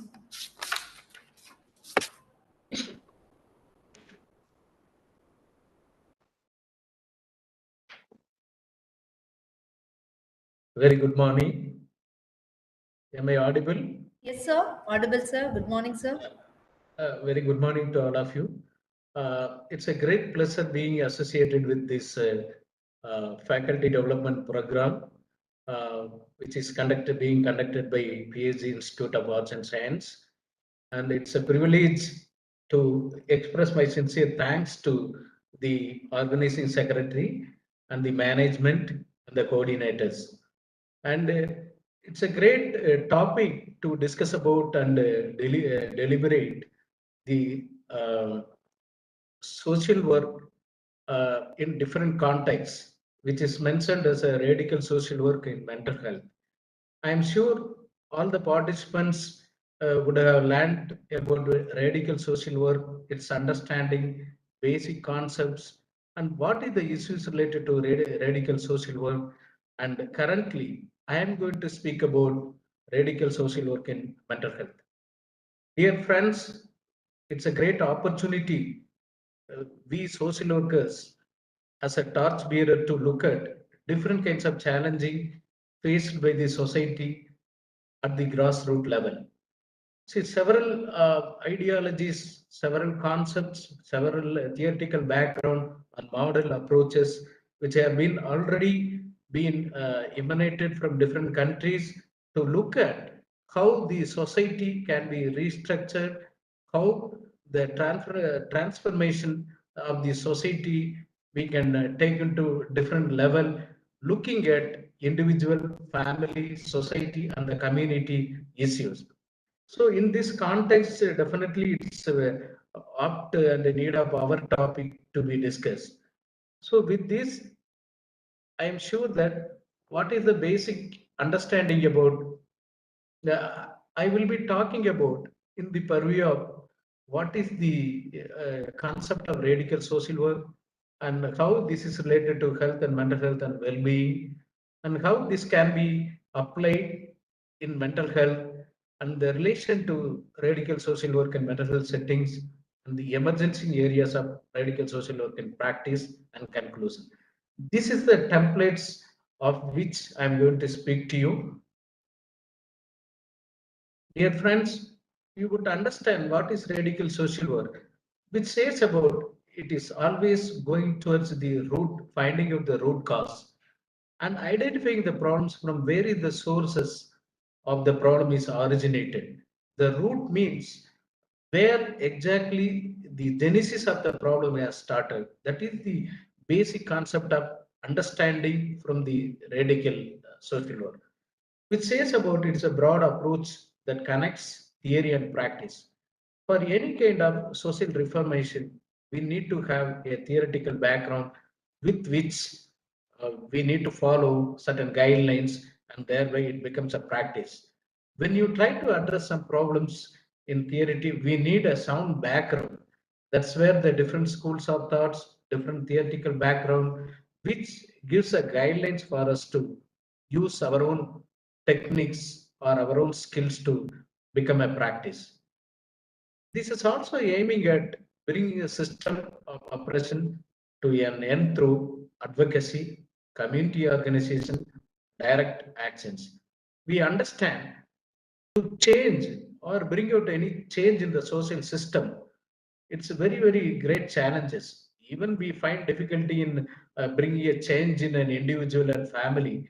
Here, we are talking about structural changes. So for which the radical social work basically trying to collaborate or advocate through different means. So for that, the group of members, we need to advocate and mobilize community, and through community organization and mobilizations and resource utilization. So by which we can expect a kind of change and through the direct actions. So the basic ideology related to bringing a change always lies through advocacy, community organization, and directions. It also empowers individual to participate in creating a social change and self-advocacy, efficacy. See, when you try to work on particular change, when you try to work for a common problems, when you try to work for certain reasons, certain issues, so we always need participation from the stakeholders. The stakeholders may be the, the same community or some people or like-minded people, philanthropists or the policymakers. A collective effort is needed to bring a social change and attain a self-efficacy, which is a self kind of upliftment, self kind of satisfaction and utilizations. See, when you look at any concept, we need to have a certain theoretical or conceptual background. See, the Legan and Lee in 1960 and 70 has introduced this topic to society as a radical social worker. But the other concept by Leonard in 1975, which is developed in an attempt to alleviate the consequences imposed on individuals in a dominant capitalist society. We understand, looking at the theoretical, looking at the genesis of social work, how it is evolved from the current or contemporary nature. You will see lots of sea changes where it is started as a charity, where it is started relief, where it is started using in the battlefield, where it is started in World War. They looked at the marginalization and how these dominant people suppress the low level of or the whatever the inequality which has happened. So that is where they try to alleviate the consequences imposed on individuals. So basically, yeah, upper or dominant community is suppressing the fellow community, which is considered, which is so-called lower, which is so-called unequal, which is so-called poor. So that is where the radical approach has come into play to look at to do some parity and justice or to bring a kind of justice or to bring a kind of equilibrium in the society. It also looks at social workers can definitely work towards the structural context of their clients. So definitely we radical social workers, they have looked at how the society structural. We always look at individual problems, family problems, and community problems. But those theorists, rights and mill other people, they had looked at society at large. There is a problem in the structure. When you try to individualize the issues, when you try to familiarize the issues, nothing will happen. You can bring a change or may not bring a change. But when you try to bring a structural change, that becomes a permanent. That is what their concept is saying here.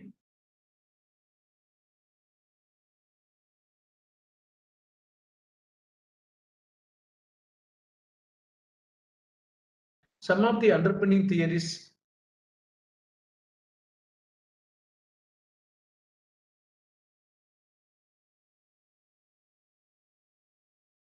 Excuse me. Yes, sir. Sir, your voice is audible, sir. Yeah, this lady is not moving. Okay. Yeah, now it's moving. Okay, sir. Actually, previous slide.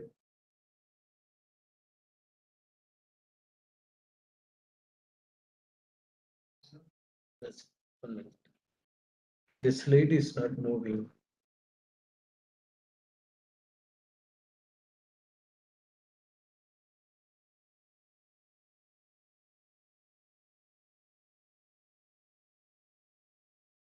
This is a systemic problem, Kavita.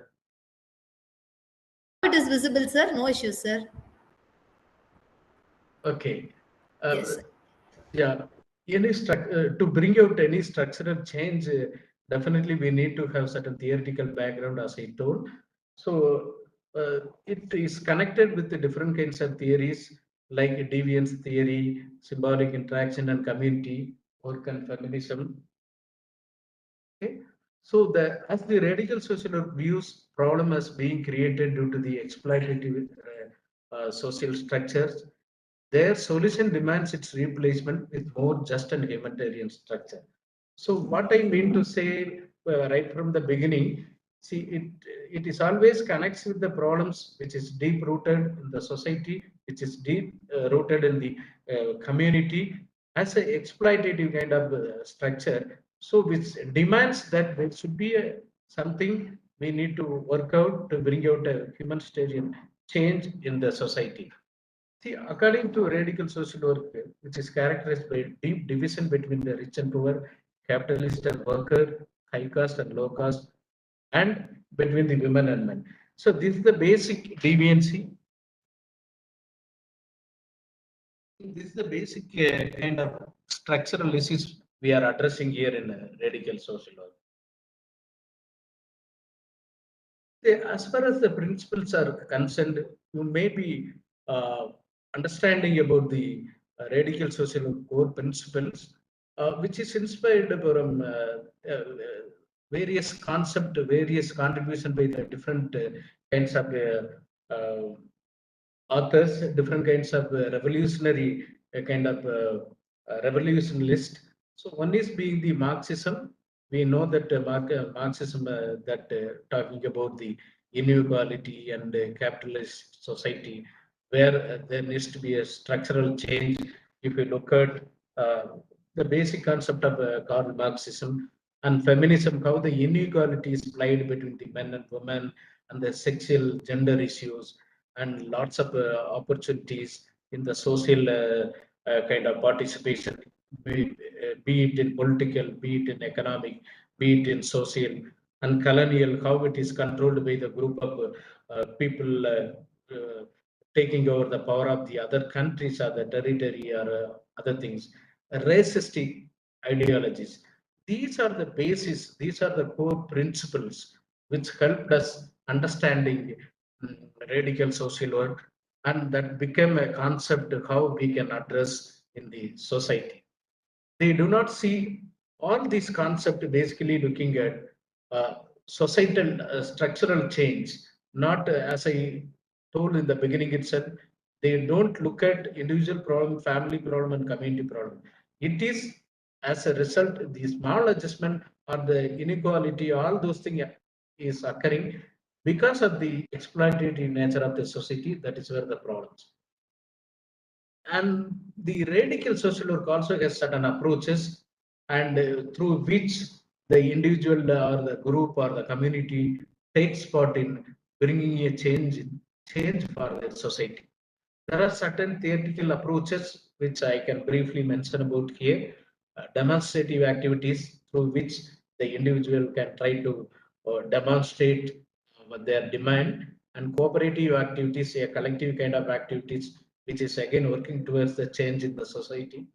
Formative activities, which is again it's a group is formed to address their needs, and transformative activities, which is again to look at society at large and bringing a change in the structural kind of issues.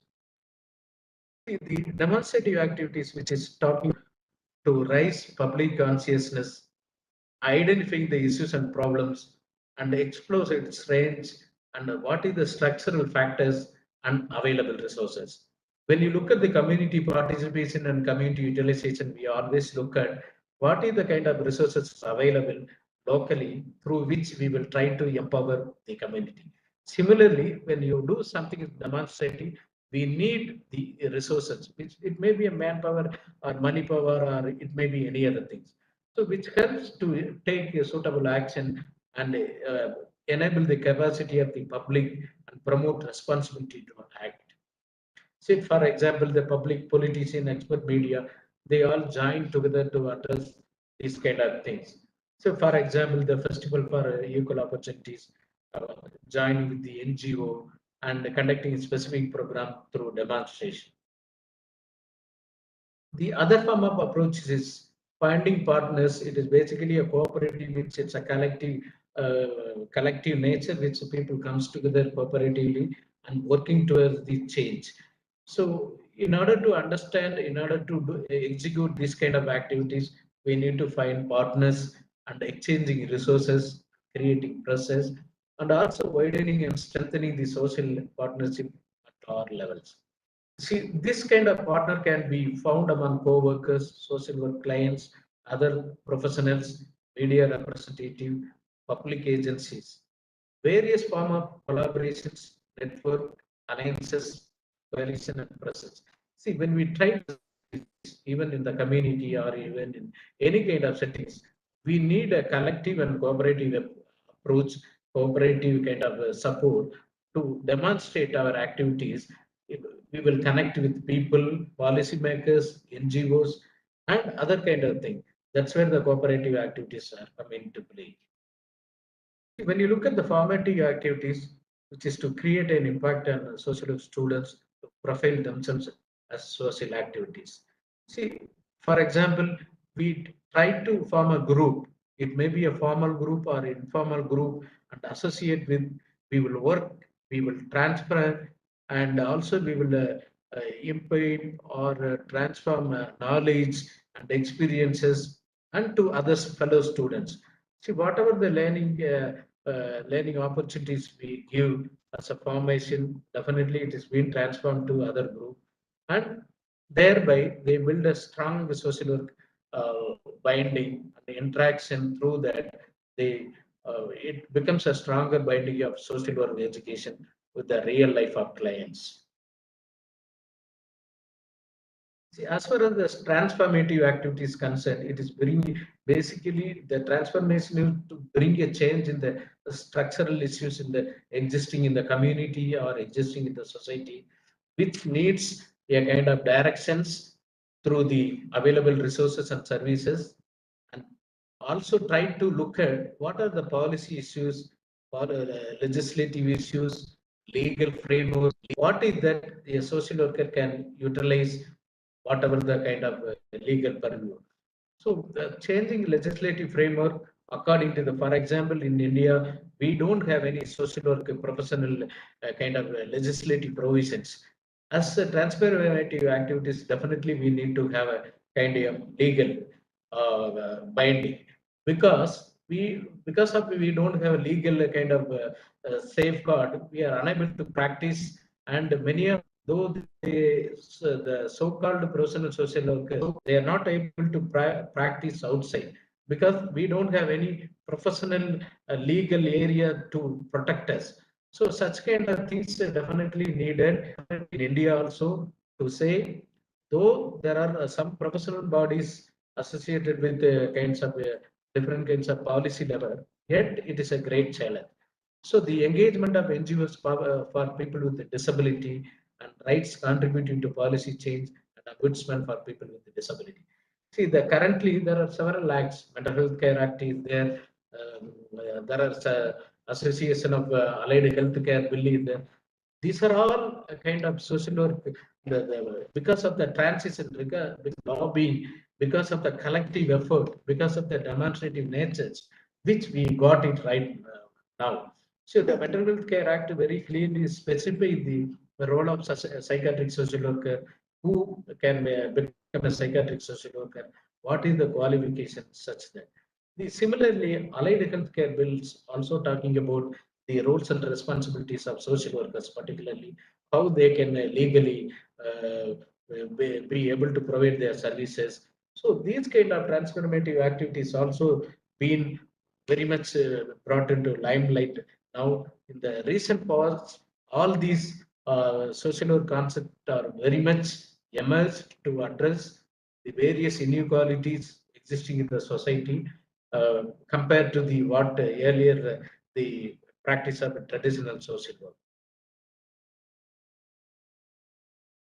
These are the basic glimpse about radical social work, starting from the concept of radical social work, the understanding about the radical social work, the basic principles of radical social work, and different theoretical background of the radical social work, and how this is brought into change in the society.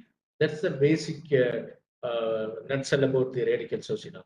Coming on to the second part, how you can relate this radical social work, how this is helping in understanding health and well-being, how this is directing us to understand the health and mental health, and how these radical approaches includes in the health concept, how these radical approaches having in different practice, different settings, which will be discussed here.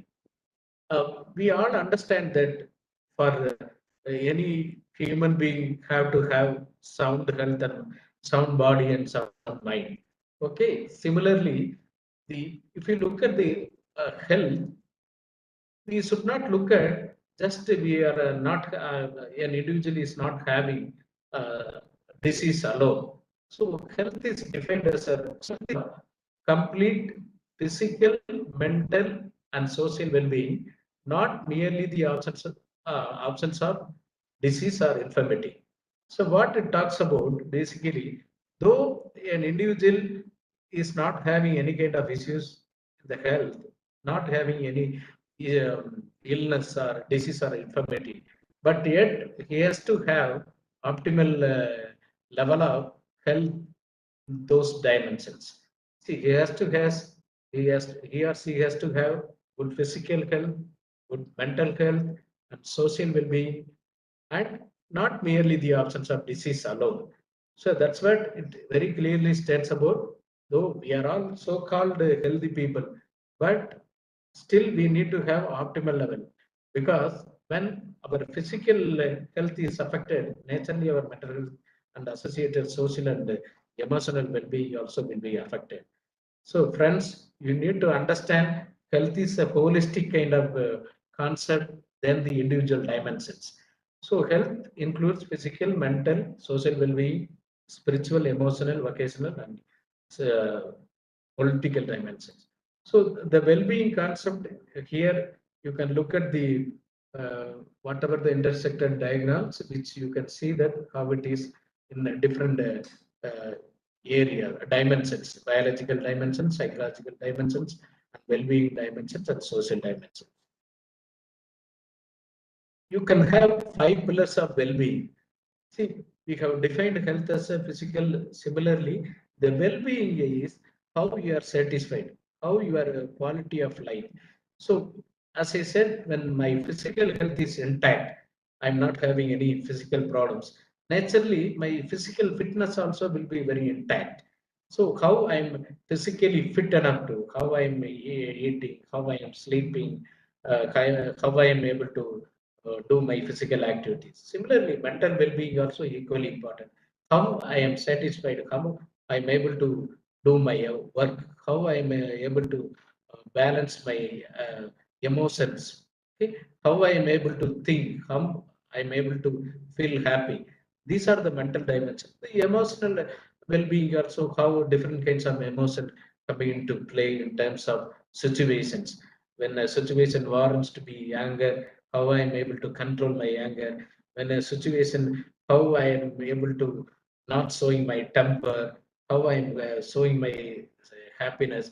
All those things are measured by this well-being concept. The social well-being is another dimension which is very, very important. As a social worker, as a human being, definitely we need to have, but as a social worker, we need to have much, because in terms of communicating with the society, in terms of interacting with the society, and how we are able to respect people, how we are interacting with people, how we are establishing relationship, how we are continuing our relationship. So all those things comes in the social well-being concept. Similarly, spiritual well-being, all those things, we need to have our own spiritual concept. The spirituality is nothing but it's how we are able to look at people, empathize with people, how we are able to serve, how we are able to help people, how we are able to provide opportunity for people, how we are able to empower people. Different dimensions are associated with spiritual well-being. So these are the well-beings are directly or indirectly connected with health. So every human being supposed to have it.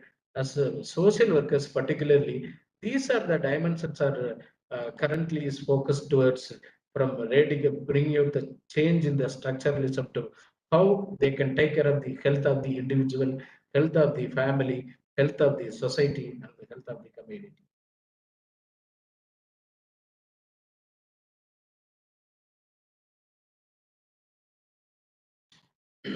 Coming into specific concept of mental health, you can understand that the definition states that mental health is not just the absence of mental disorders, like how you have we have defined about the health.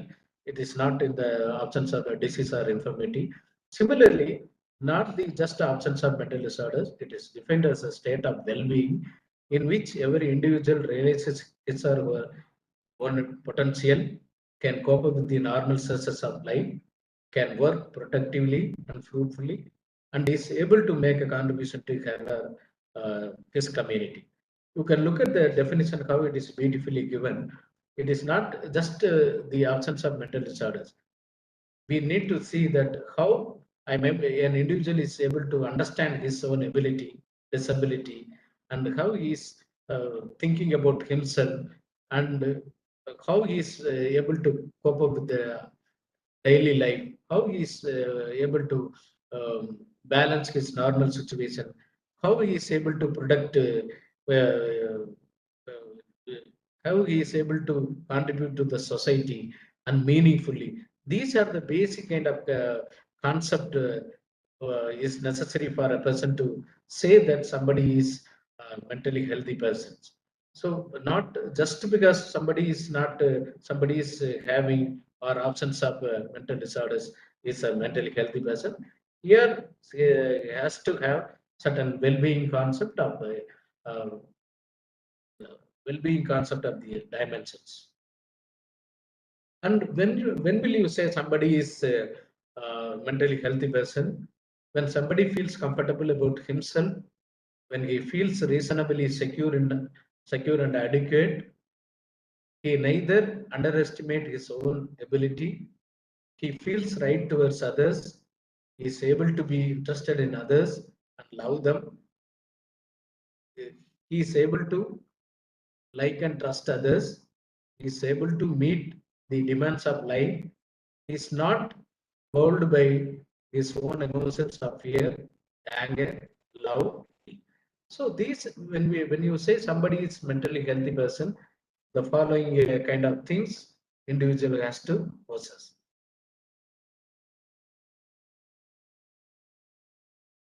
So when you look at some basic evaluation about oneself, it is basically you can say that when somebody needs help for his psychological or emotional or some psychiatric breakdown, so one can look at when do I need some help.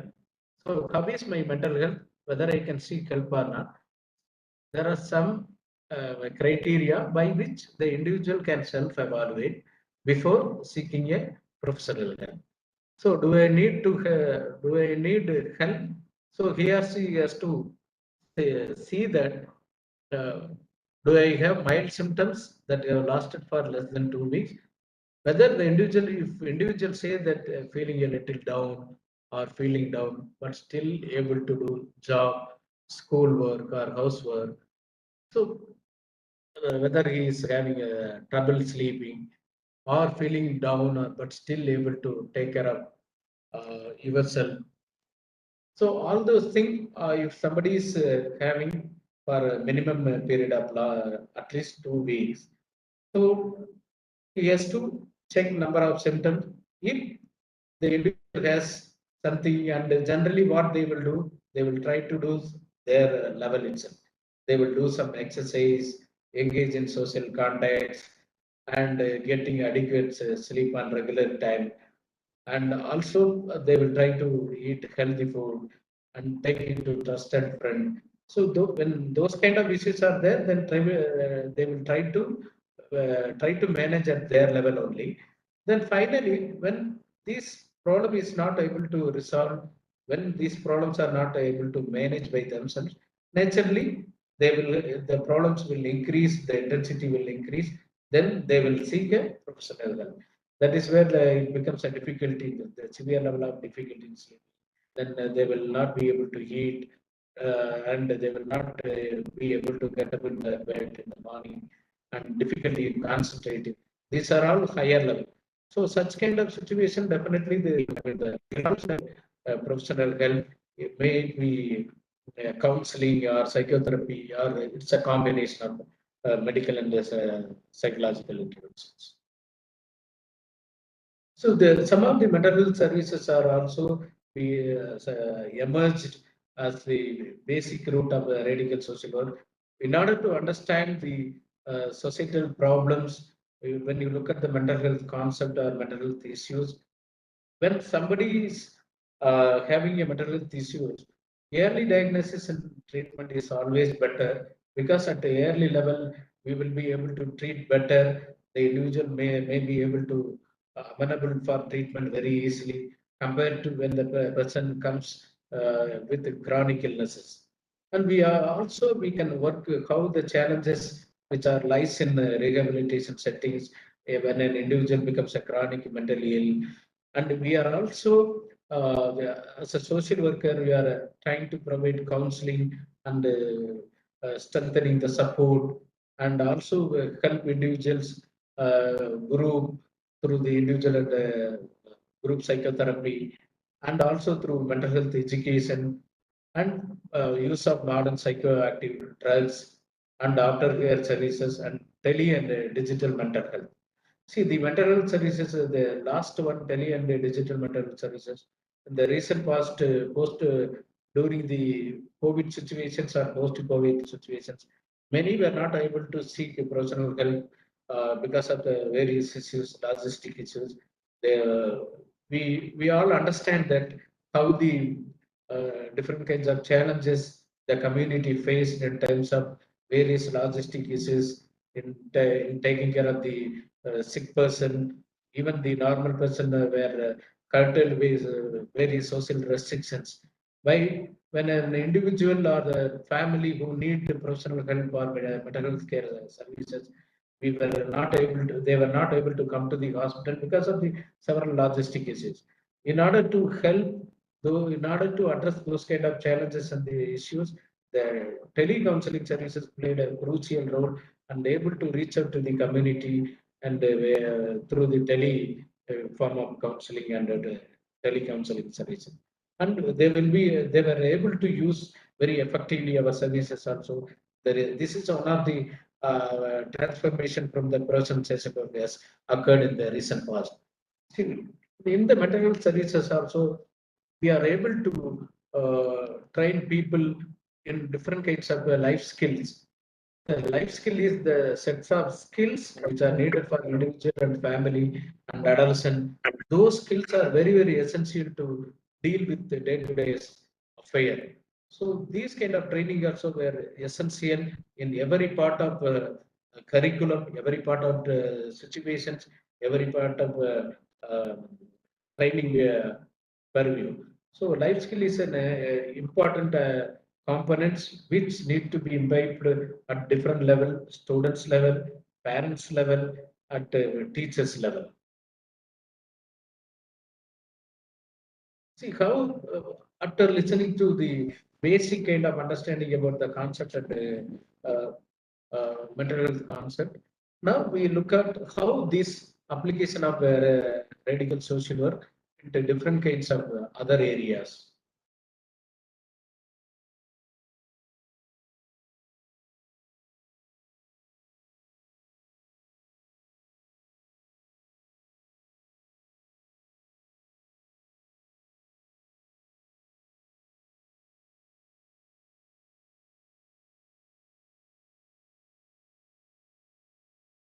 So, after speaking about the health and mental health, now how the radical social work, in what context it is very much applied. It is a right-based approach, working towards the rights of the individual, group, and community, and, policy changes, and it is also strength-based social work. we generally look at the individual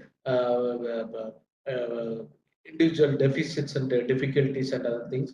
We always, the radical social worker, trying to understand the individual strength, how those strength can be utilized for upliftment of the society. So those kind of applications definitely plays a crucial role. And community-based interventions and reintegration. When you look at in the Western concept, you can see that how the community-based services are offered. Generally, in the Western context, they will reach out to the community. They will ensure the availability. They will ensure the accessibility. They will ensure the affordability. In India, it is a great challenge when you provide the community-based interventions because of the lack of resources, lack of the policy makers, lack of the resources, local resources, and other systemic kind of deficits. In the Western countries, whenever there is a kind of camps or whenever the individual medical services are offered, they reach out to the family and they will identify, they will evaluate, they will provide appropriate services and connect with the holistic welfare services appropriately. Here in India, it is a very kind of, though we are doing it, but it's a great challenge for the reintegration of the individual. When a person becomes mentally ill, or when a person who is having different other kinds of problems, after the treatment from the hospital, our ultimate aim is to bring the individual to place the individual back to the family or the community and making the reintegration. But unfortunately, due to various other issues, many occasions for the poor people, it is we are unable to place it back. So that's a situation. Radical social work plays a crucial role, and focus on systemic changes and environmental modifications. And that is also another kind of challenges associated with this. And emphasis on mental health along with the mental illness. See, mental health is a basic concept and a common concept, and mental illness is a specific kind of concept where it is associated with a mental disorder of an individual or a family. And it is also, the application is connected with the focus on wellness and prevention. Try to look at the wellness concept. I have given slides of 5 pillars of well-being. The individual has to have physical well-being, psychological well-being, social well-being, emotional well-being, and try to prevent whatever the mental disorders or mental illness which are occurring at in the community or the society or in the family. So for that, we need to have a certain kind of prevention prevention plan, which is at primary level, secondary level, and tertiary level, and also supported education and employment opportunities that is currently been focused towards strengthening the individual opportunities, creating a kind of job or employment opportunities for the individual in different kinds of vocational skill through which the individual may be reintegrated into the community. And it is also connected with the application of radical social work connects with the clinic and hospital-based services. And whenever we treat different kinds of poor patients, we treat different kinds of race, different kinds of religion. There is no inequality in that. We are giving equal opportunities as far as, if you look at the concept of the radical social work, the ultimate aim is to do the justice for the poor, do the justice for lower class, lower income group, all those things. And the community-based services, as I mentioned in the earlier lecture, and how these services are provided, and awareness and sensitization programs, the health equity, health discrepancy, and health inequality, and all those things are addressed through different kinds of awareness and sensitization program at community level, so that once they understand their opportunities, once they understand their kind of available resources, once they understand through the awareness came about their health needs, health kind of support, health kind of awareness, definitely we will try to seek help from the professionals. For that, definitely the professional forum need to ensure the availability, accessibility, and ability. Not only the professional forum, but all the government agenda, it needs to be ensured. And the other concept is research and development. We do so much work as far as the human concerns are concerned, but unfortunately, we are unable to document. Unfortunately, we are not able to document those kind of services, those kind of issues, those kind of challenges which we have addressed, those kind of healthcare services which we offered, those kind of rehabilitation which we offered. So those needs to be documented, then only it becomes a kind of next level taking to the development of the individual growth. And we also need to sensitize different stakeholders apart from the policy makers, because there are lots of issues lies with the policy related issues and legislation related issues.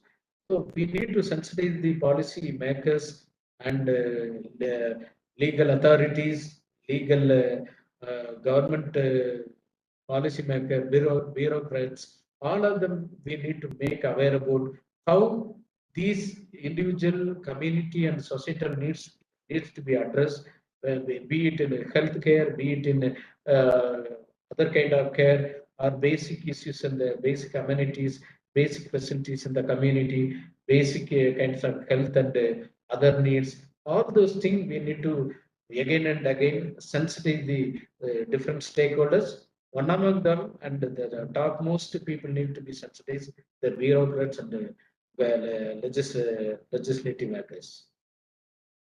And we also see, when you try to collaborate or when you try to demonstrate, as it has been mentioned in the radical social work approaches, it's always one cannot work in isolation to take forward any kind of challenges or any kind of programs. We always need to work collectively and closely and networking with different kinds of agencies which are having a similar kind of program, which are having similar kind of issues, which are having in support to the individual. So that's where networking with the government and the NGO schemes and programs becomes very, very important. When you take out, we need to have collective members. We need to have a partner in order to address whatever the kind of issues and problems which is existing in the society. For example, 2 decades ago, how the issues of HIV and AIDS prevailed. So, with the collective effort by the different government agencies, with the collective effort by the NGOs, we are able to control, though we are absolutely not able to prevent and eradicate, but at significant level we are able to work on. And there is a significant reduction due to through the community-based services and awareness. We have brought a drastic change. That is a radical social work. Look at the COVID-19 pandemic. How this has become an alarming and very sensitive and very kind of threatful kind of situation people face. But due to the collective partnership, due to the collective support, collective closeness of people, and support from different stakeholders, NGOs, family, individual, and different schools, institutions have come together to address and sensitize people to aware about the positive kind of thing by utilizing the vaccine services and to maintain social distance and social isolation, how they can prevent or avoid contracting COVID-19. So this is how we can play a crucial role as far as the radicalism is concerned. See, there are certain areas, specifically in mental health settings, radical social plays a crucial role. We have different kinds of settings by which different services are offered. Adult psychiatry, how the adult an individual who is having different kinds of psychological problems or psychological disorders, with which what is his requirement, what is his need, what is his concern, and how he or she can be treated through court directions, and how the individual is associated with the legal purview. Similarly, with the child psychiatry, child with different kinds of contextual issues.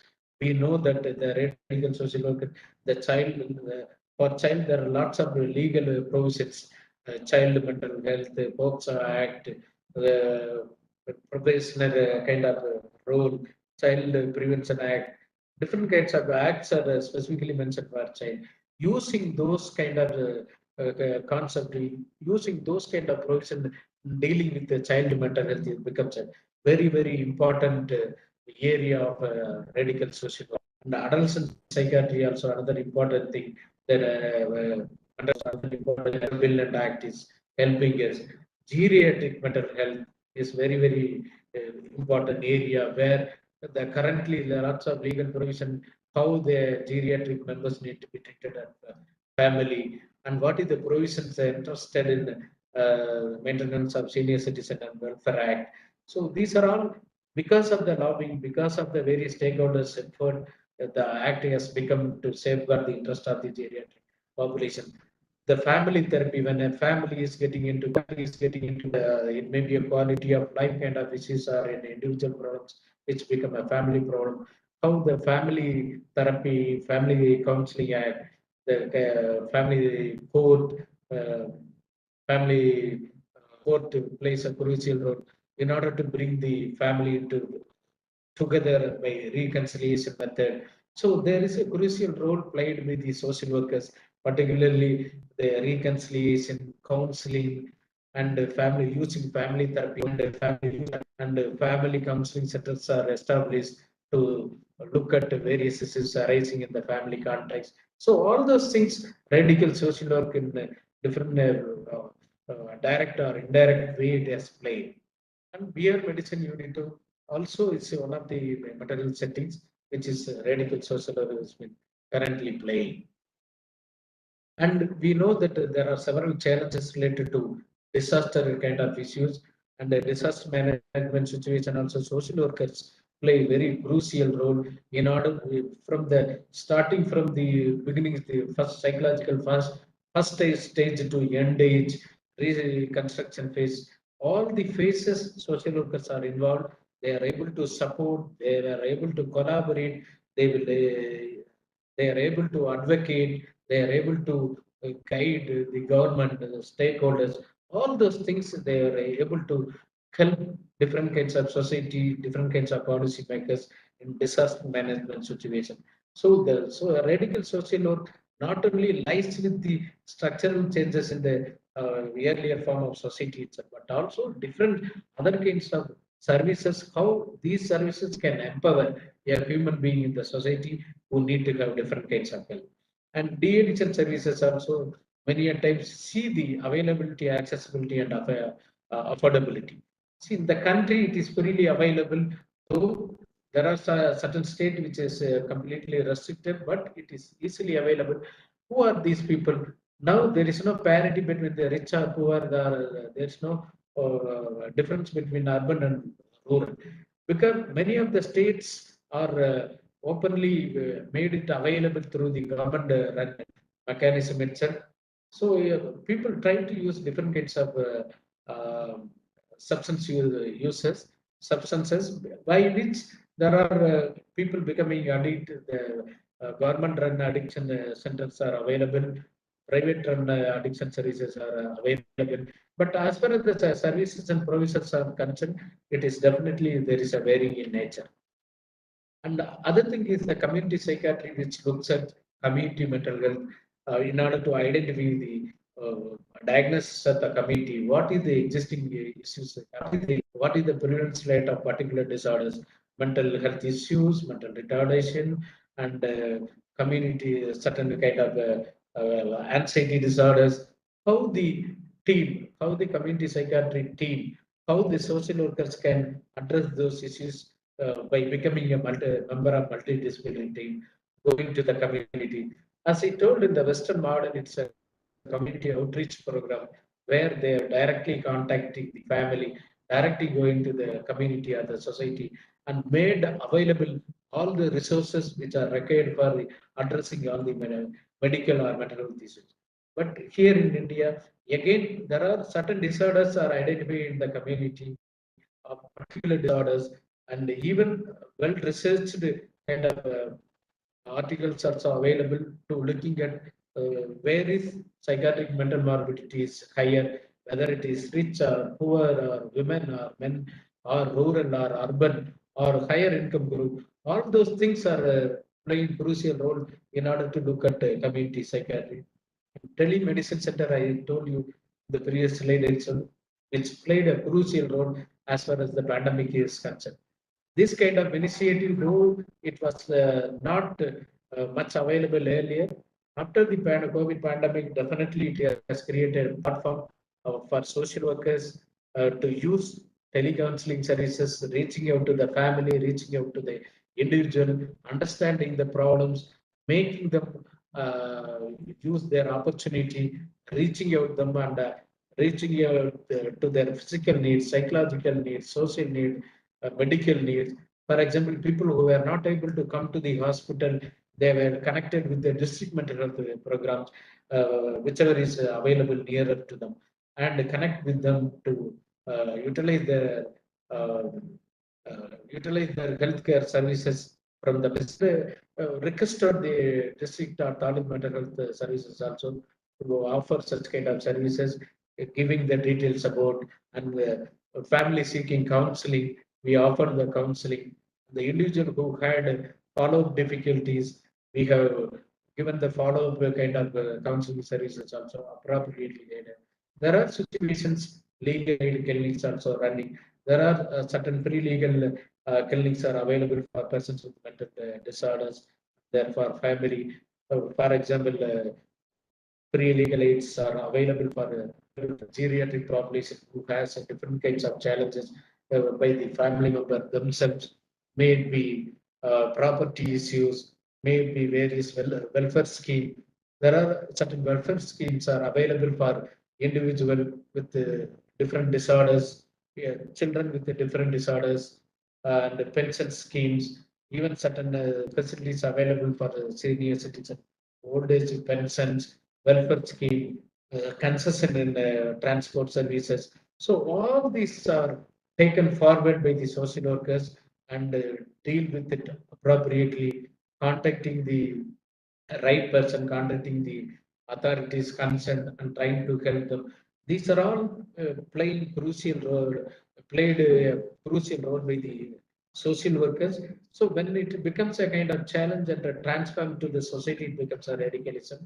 The emergency medicine situation also, social workers are trying to utilizing their services and the skills and capacity, and the critical care unit also. The reason was one of the approach drastically changed in the society is emergency medicine and critical care units, which is nothing but the transplantation services, and where people are posted with organ transplantation, and also where coordinating with various healthcare agency, through which mobilizing the resources for the family who is in need of help, and help for different kinds of resources. So all those things are played by crucial social workers.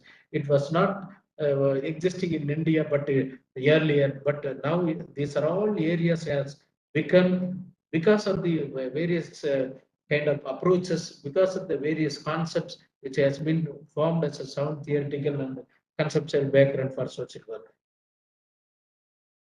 And the psycho-oncology and its clinic also, social workers are playing very crucial role in the recent past, because of the dire need of the medical social workers and the need and the demand and advocacy of the various professional forum. The people started getting employment opportunity in psycho-oncology unit. There they become catalyst in order to provide services in terms of psychological support, emotional support, addressing the palliative care needs, addressing the empowering the family in terms of addressing their burden, empowering the family in terms of reducing their burden, stress management skill, enhancing the coping skills. These are the skills are specifically played by the social workers by various form of advocacy. And currently, all the Indian throughout India, all the districts has district mental health care units, through which it's actually gold standard kind of program, which is a flagship program in the country. In every district, there is a mental health services are available. Social worker become key catalyst in order to reaching out to the community and helping them identifying, understanding the basic mental health issues, bringing them and referral, making referral appropriately to the higher level of intervention. The district mental health care program are very much successfully running program in Tamil Nadu also. Tamil Nadu is one of the best district among the country. Even Karnataka also playing crucial role.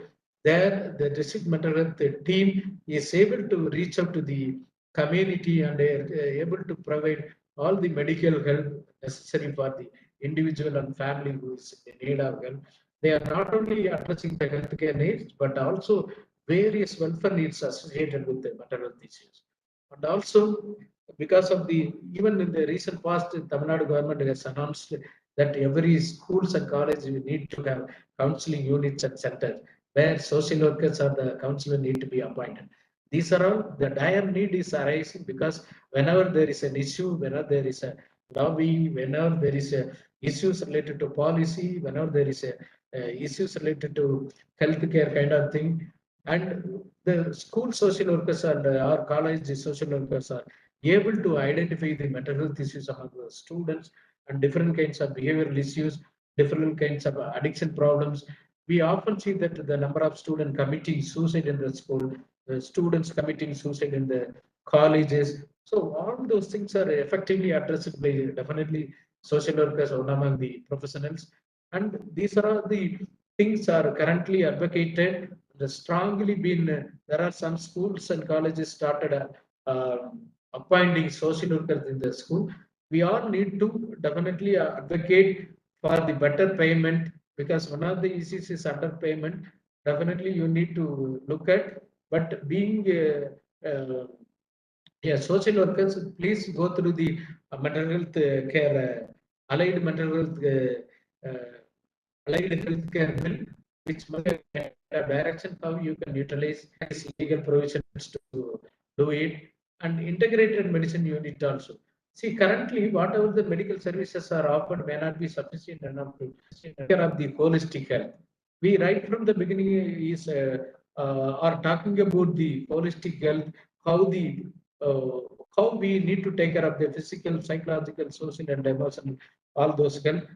All those need to be integrated. That is where the role of yoga, role of allopathy, role of Ayurveda, role of homeopathy, and other traditional healing methods become an important role in advocating along with the social workers.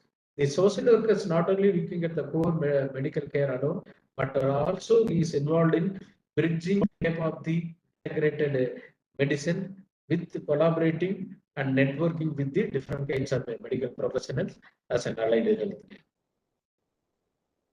And the emerging area of profession, radical social work practice, see that which I have already highlighted, how the pre-COVID pandemic situation, how we were able to empathize, how we were able to address their emotional, psychological needs, social needs, and how we were able to support the marginalized groups, children, elderly, migrant, migrant populations, all those things, settlers, or different kinds of people who have moved to other places and they were brave. So the radical social work approach definitely helped to voice out the need for different needy people.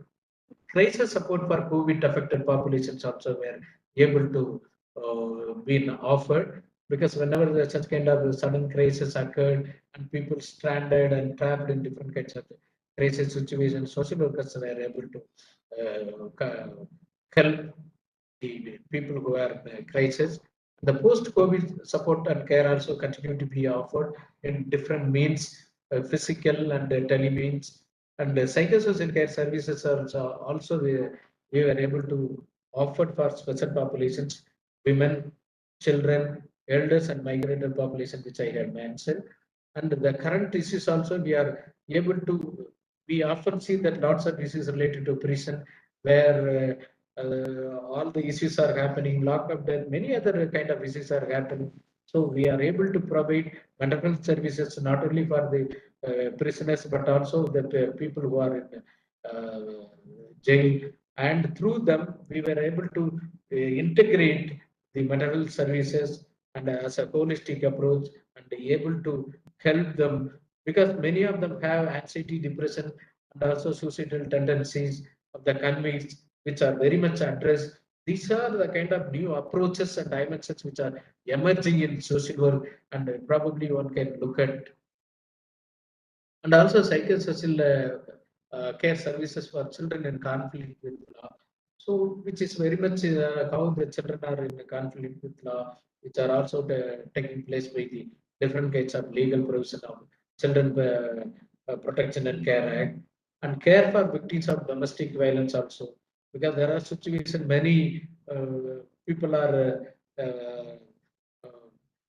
victims of their own family members and others, and those issues also were able to address effectively and care for homeless people also who are wandering mentally ill, who doesn't have any, who don't have any home at all.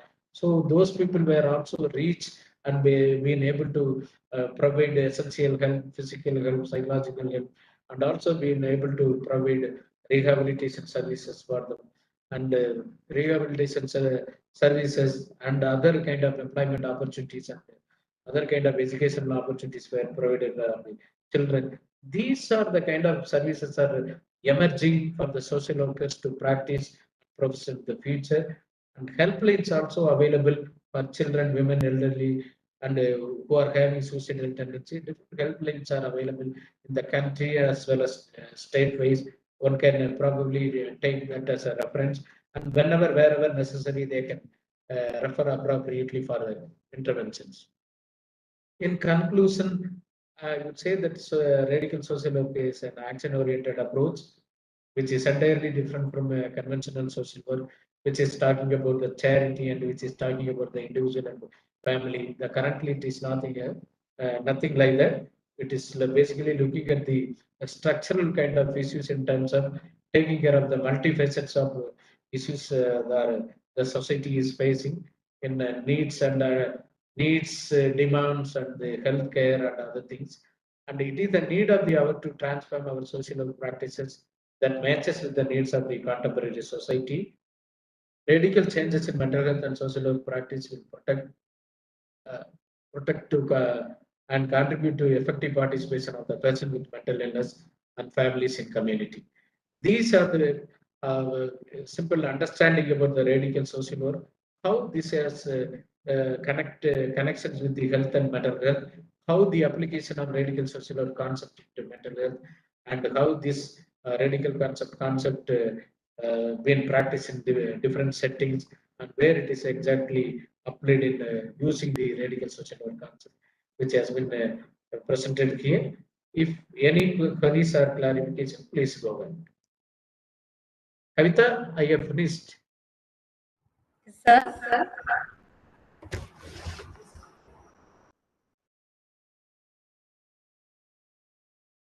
Sir, thank you so much.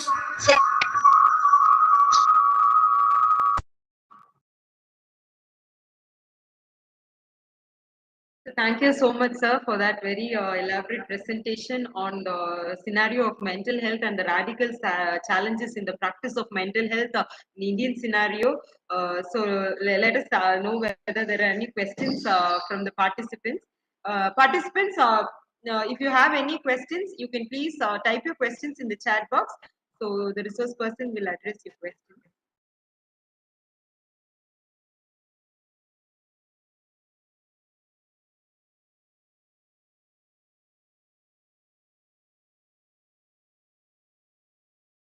Any questions? You can unmute your mic. You can ask your if you have any queries or any comments or even your feedback. You can unmute your mic. You can ask your questions, or you can type your questions in the chat box. So we will have a few minutes for discussion before we wind up the session.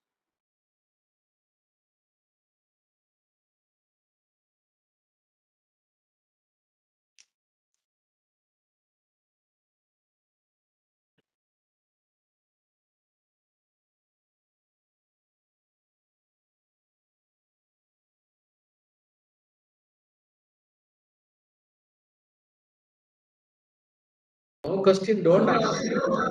No, sir. There's a comment in the chat box. Dr. Nivashni Perumal, she has said, thank you for such a comprehensive presentation.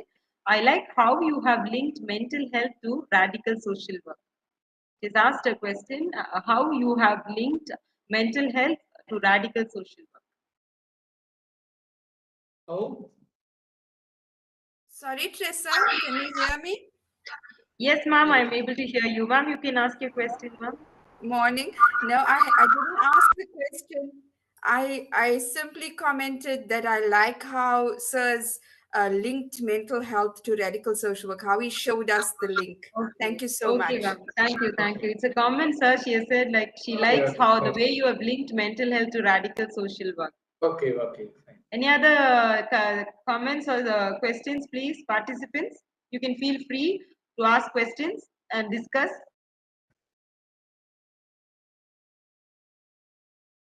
It was really a very clear presentation, sir. Like there are a lot of challenges in terms of mental health. The practice with mental health practice in the Indian scenario, there are a lot of discrimination, stigma which exists in the society even now. So addressing those challenges is really a great task as social workers, and there is a scope. There is a lot of scope for critical and radical social work practice in the field of mental health as also.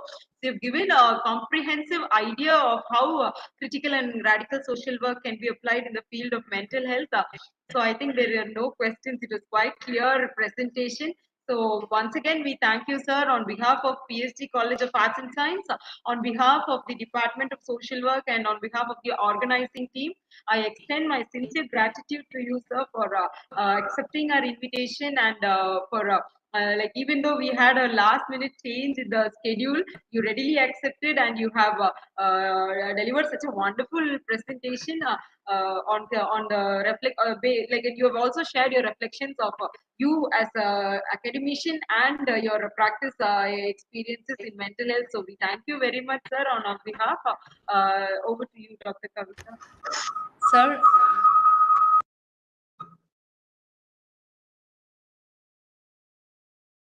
Sir, thank you so much, sir. Even though we have just approached in the last time, sir was very much busy for, sir has been as a PhD examiner for a duty for tomorrow, but sir has consented. Really, it is not an easy thing. So it consented his full support, and then he had made it. So, sir, really, it was a very informative and insightful session for all of us. Thank you so much, sir, on behalf of our college and on behalf of our PSG care and our department. So, wishing your support and your guidance and cooperation in our future endeavors, sir. Thank you so much, sir. Thank you, Kavita, and thank you, Sakira, for giving this wonderful opportunity and get associated. Thank you. Thank you all. And we also thank all the participants for your active listening. And thank you one and all. Now we can thank you, Nivashni ma'am, because you have just joined very early also for this session. Sir, Dr. Nivashni Perumal ma'am is a resource person for the next post-lunch session. So she had joined, and then really we have to thank her so much for sparing her time. Ma'am, thank you. And afternoon session will be handled by Dr. Nivashni Perumal and Dr. Zubonila Zimba. So we are just looking forward the next session after the lunch break. We all join by 2 o'clock and exactly by 1:55. So I've requested all the participants to join a little early, 5 minutes before, so that we can start the session. Sir? Thank you, Kavita. Thank you. Thank you so much, sir. Thank you, sir. Thank you, sir. Thank you so much, sir.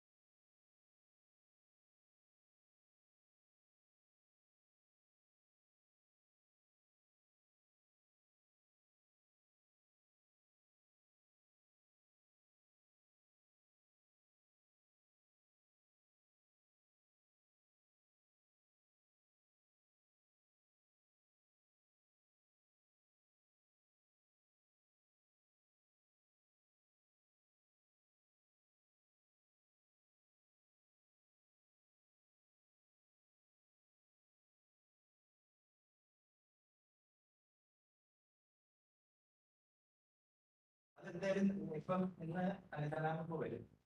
എന്നിട്ട് നമുക്ക് പോയി നോക്കാം.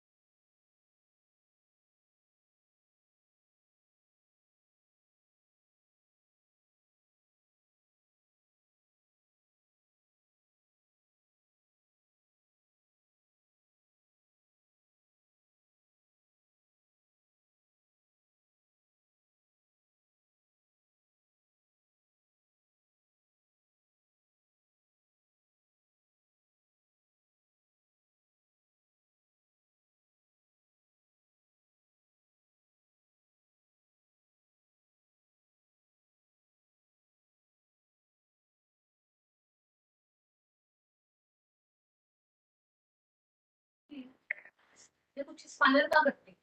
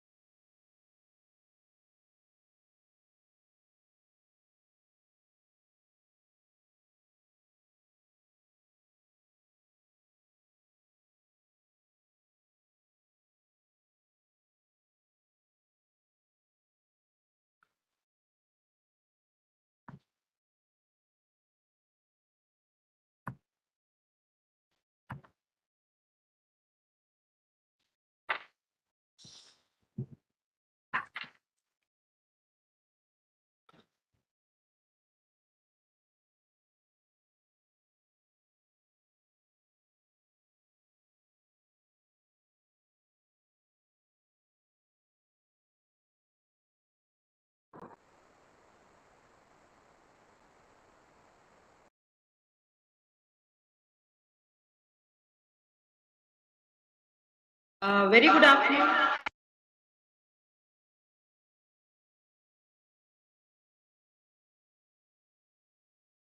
Good afternoon, Dr. Zimba. Good afternoon and good morning. On my side, it's morning.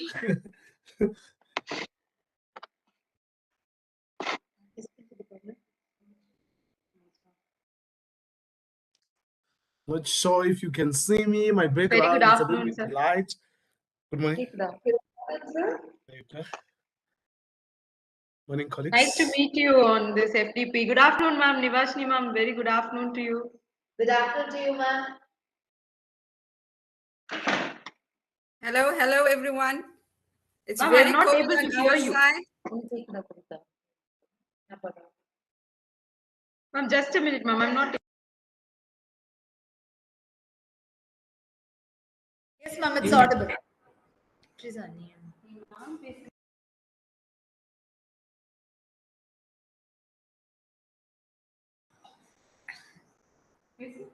Ma'am, good afternoon. Am I audible? Yes, I can hear you. Yeah, can hear you. Yeah. Oh, we can also hear you. Welcome, Dr. Zubonile. We were so happy Great to to be here. associate. Thank you so much. We are so happy to associate with you. Thank you so much for accepting our invitation. Thank you so much. So happy to be connected.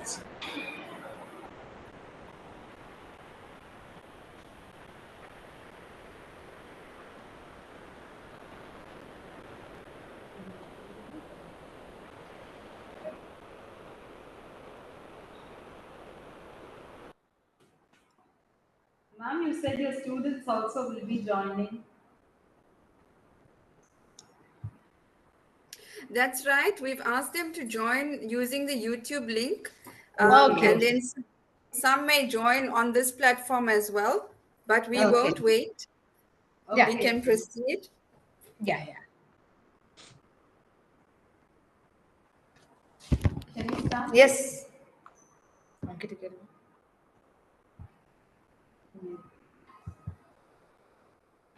We have to make them presenter now.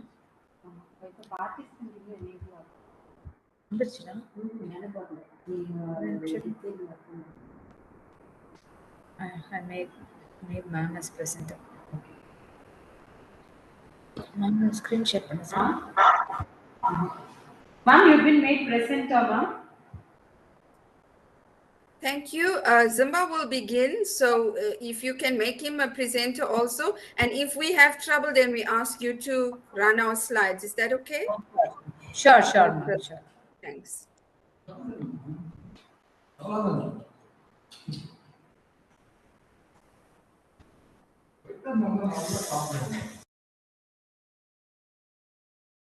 So can I please be able to share the content?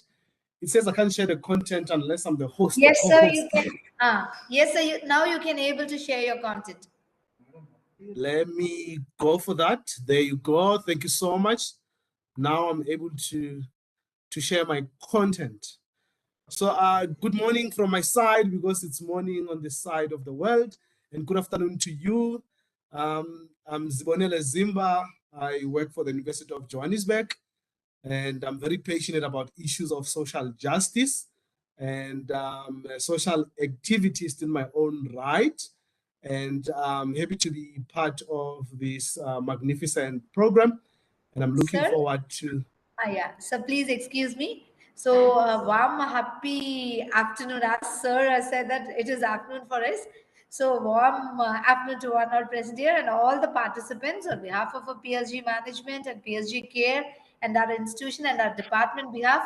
So we, Kavita and Teresa, we happily welcome you for this technical session.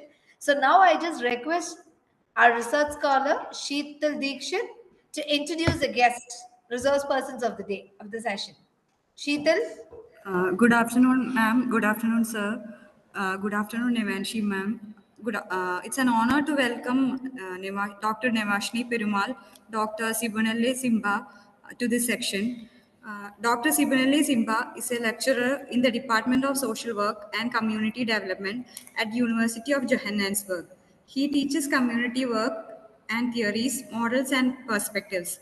His passion and research interests are on the issues of social justice, use of technologies in social work, education, and cultural practices. Dr. Sibonelle is a national convener for Social Work Action Network South Africa, a network of social work practitioners, students, educators, and other social service workers who are committed to social and economic justice. Dr. Nivashni is the second born child of Perumal Subramani and Pushpavati Pillai, a mother of Shamara and wife to K.C. Perumal. She is a founding member of the Social Work Action Network South Africa and a colleague and lecturer in social development professions at Nelson Mandela University, researching and teaching in the areas of social work, supervision, management, ethics, and indigenizing the social work curriculum. Over to you, sir and ma'am. Thank you.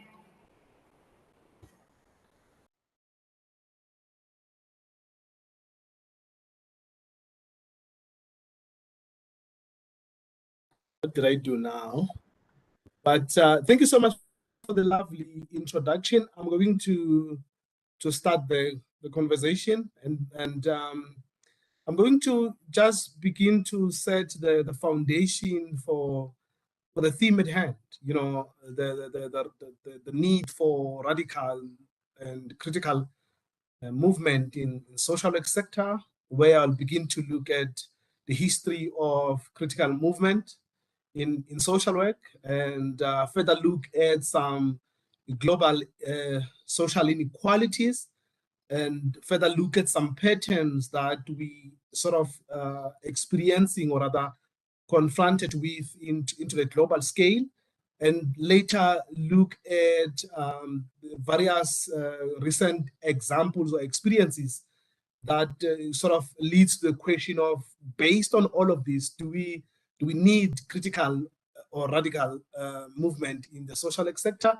And then I would give to my comrade, Dr. Nivashni Perumal, to sort of take the conversation further to contextualize some of what I would have preamble sort of brought forward. But before I begin, I just want to salute and sort of say my respect to all the women in the world who have been involved into radical and critical movement, and women who have lost their lives into the discourse and critical movements in the world, and also in social work.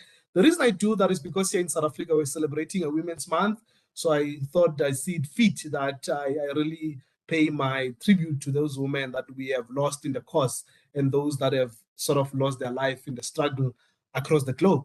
So I'm just going to now go straight to my presentation, where I'm going to begin talk about the history of radical movement in social work. And I'm taking this from Stanford in 2019, where sort of the author spoke about that after the Second World War, we began to see that social work education grew, and we saw Mary Richmond played a very huge role into the development of social work education. However, in the early 70s, we began to see social problems that became more structural rather than problems that were more individualized. However, this time in the early 70s, social work was partner in crime in the culture of silence around social justice. So we're not seeing much of social work being involved in issues of social justice. And until the 1975, where the radical social work gained some recognition, and later on in the 80s and 90s. Sure. So, can you make it slideshow, sir? Slideshow. Yes. There you go. Is that looking good? Yeah. Thank you, sir. Okay. Sorry for the interruption. Great. No worries. So in the 80s and the 90s, we began to see radical and social work, radical movements and radical social work, particular re-emerging. And Ian Ferguson has been really a champion around that. And Michael Levitin was also a champion around giving the re-imaging of radical social work. So what then we also need to sort of put as a foundation at a global social inequalities that are occurring across the globe, where we are seeing that there are social inequalities that occurs due to issues of resources not distributed equally, and that we are seeing social inequalities that are more conceptualized within the lack of access to opportunities and denial to access to social rights such as labor market, source of income, healthcare, freedom of speech, political representation, and participation. And I know all of these are actually perhaps going to be contextualized a little bit further by Dr. Nevashni around the neoliberals and the bureaucratic and the capitalism tenets around some of these issues. But what then follows for me is just to also look at the question of the wealth, in terms of the inequalities when it comes to ownership of the wealth across the globe. And if you look at then this data, it's 2018. You look at Europe with 85% of the entire stake of wealth, and you followed by the Asian Pacific with 56%, with China 51%, and you look at Latin America at 8.1. You look at the North America taking about 106, and Africa 2.0, India at 6%. And if you look at that, it sort of tells you how unequal is the distribution of wealth across the globe.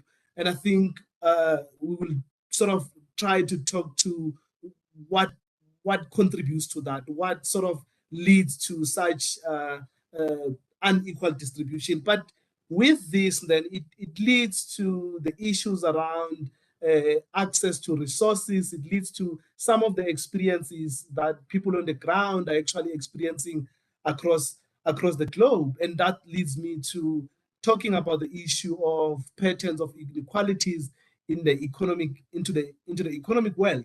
And I just want specifically to look on the issues that are affecting women, which these are the patterns that we see that emerges from issues relating to the economy. And I know these are complex things that maybe perhaps I would not begin to unpack each layer in a way that could be succinctly explained, but just to pass into these patterns that we are sort of seeing that are deeply embedded into the influence of the economic world, where women and men are treated differently due to masculinity and femininity, sexism as a major contributor for social inequality, cultural ideas about women work which towards gender expression, social discrimination, issues around HIV and AIDS, illiteracy and poverty as a widely seen in other contexts as a women issue. And all of these issues, colleagues and comrades, leads us really to the question of what is it then that various women experiencing in different contexts. We can also see that women are underrepresented in political activities and also into decision making for that matter. So what I also wanted to look into, apart from the gender inequalities, the racial and ethnic inequality, where it is established on the characteristics such as skin color, place of origin, and all of these are deeply embedded into systematic racism that is embedded into laws and organizations. And we will know in various countries where there's systematic racism that individuals that are being discriminated, the discrimination does not start on the experiences that we experience on the ground, but it moves further also into the criminal justice system, into employment, housing, healthcare, education, and political representation. So all of these, the issues that are directly linked into racial and ethnic inequalities. So what I then also want to look into, just to bring examples of recent experiences that are deeply embedded into issues of racial and ethical inequality. We remember the racial and xenophobic attack on Wuhan, given the fact that there were debates and some thinking around that the Wuhan, they need to be blamed about the COVID-19 and whatnot, that they began to now experience racial and xenophobic attack. So we sort of want to pass around that recent experience. And one colleague spoke at length about the issues of Black Lives Matter yesterday, and sort of asking the question, where were we during that time? And I think it leads us to the question that perhaps, or rather what Dr. Nevashni is going to be looking into the question of the need for critical and radical movement in the sector. So we remember the Black Lives Movement, and we ask ourselves questions: where were we really as social workers in the sector when that taken place? And when there was attack on Palestine, where were we? What did we do as a sector in order to sort of speak against such racial and ethical inequalities that were experienced by the people of Palestine? So it then really continues to beg the question of, is there a need for critical and radical movements in our sector? And the police brutality in Nigeria, and the hashtag #EndSARS, we've seen that happens around the fact that people were being killed in Nigeria on the basis of how they appear. All of those racial and ethnic inequalities are happening around the globe. And it asks really the question, colleagues and comrades, where are we, and what is it that we are going to do, and what is that we are doing actually to sort of being part of those movement. And the Me Too movement also, we ask ourselves the very same question: where were we, and what is our stance when there are social movements that are taking place around the Me Too movement? So these are the recent experience that happened across the globe, but I want to zoom also to the one that happened here, particularly in South Africa, that more than 30 minors were gunned down by the police services. And one can ask a question: when labor unions kind of come together and speak about issues of salaries and wage increments and police brutality and people being killed fighting for their rights, where are we? What are we doing about that? And that leads me to perhaps the question of the need for critical and radical social movement that we are sort of asking ourselves, and particular on the theme of our engagement and presentation today. That for me, I think it goes without a question. And I know that some scholars are criticizing the sort of the global definition for social workers. But for me, I think it is more of the point of departure when we want to answer the question of the need for critical and radical social movement. That what we are actually a profession that promotes social justice. We're a profession that promotes social change. We're a profession that promotes development of social cohesion. We are the profession that empower and liberate individuals. And if we define ourselves from that context, then it goes without a question if we need to be involved, or we need movements that seeks to push an agenda that is clear in terms of liberating individuals and empowering individuals, and changing some of the systematic problematic elements that are experienced by our individuals in the respective communities. And lastly, looking at the issue of the principles of social justice that we sort of subscribe to. If we say we're social workers subscribing to the principles of social justice, human rights, collective responsibility, and respect for diversity, which these things are central to social work, it really goes without a question. It gives us a mandate that we must begin to think about how are we going to create movements, how are we going to be seen on the ground, pushing an agenda of social justice, ensuring that people's human rights are realized, that we are taking collective responsibility, and that we respect the diversity of opinions on the ground, and using our global definition as a foundation that gives us mandate in terms of how do we then go about developing movements in our sector. And I'm going to just leave it here so that Dr. Perumal will just take us through in terms of how do we then go about establishing radical social movements. Thanks, colleagues. Thanks so much, Simba. Thank you very much. I think if you stop share, and then I'm going to try to share, right? Yeah, I'm just want to look at how do I stop sharing, and if somebody can assist me on the other side, I don't know how. You can just exit your presentation, go to the meeting, and yeah, it's done. Yeah, there you go. Okay. Thanks, Simba. I'm gonna try this technological thing now.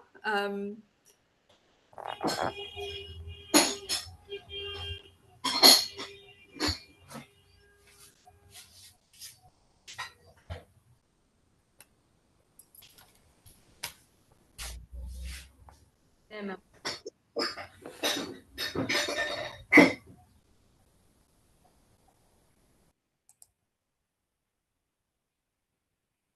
Okay, am I on point? You can see it and it's on slide show. Okay, perfect. So what I want to do firstly is I want to greet you. This is an old slide which I used before, but for those who were not present before, I just want to say, I want to say vanakkam, I want to say molweni, I want to say greetings for those who are English speaking, for those who come from African languages, and from my own mother tongue language, which is Tamil, but we've lost it because I'm a fourth generation Indian from indentured labor that comes to South Africa. So I'm South African and of Indian origin. I don't know where my origins are in the south of India, but that's where I originate from. So I wish to greet you in that way, and also to say, we must go with what Zimba says and say power to the women, because this month is Women's Month in our country, and a lot of the presenters, especially Dr. Hilaria, spoke about women being marginalized in countries like India, for example, particularly, but all over the world, and especially in developing countries as well. And what are we as social workers going to do in order to build radical movements to move forward in this way, to protect and to promote their human dignity and their rights? So I just want to give you a brief background to the country from which we come. So Zimba and I come from South Africa, and this is what our flag looks like. I'm not sure if my cursor moves on and if you can see, but this is what our flag looks like. And I know that your flag in India also has orange and green in it as well. Then our country has a population of roughly 58 million. We reached our political freedom in 1994. We are situated right here at the tip of Africa. We reached our political freedom in 94, but the reason I say political freedom is because economically we are still stuck. We are not economically free, and many countries still stay in that same space as well. And this is why Zimba said, we will talk through the neoliberal agenda and the various hegemonies that keep us stuck here. But basically, the point is that neoliberalism advances the wealth of the rich, and it increases the poverty of the poor. So that in a nutshell is how I would explain neoliberalism to students, etc. So we have 19 million people of approximately 58 million who live in rural areas, and rural areas is not a bad thing, but access to resources is really, really a struggle in such areas. So development has been slow to happen. There's 33% of the population that have no sanitation, and homes that have no access to water. And example, I know that there are countries in such a situation themselves as well in terms of access. We have very rich people, we have very poor people. And then our currency is very low comparatively, right? If I say low comparatively, in the developing countries, you might think, but this is a high currency. But for us, it's not a high currency. 17 sort of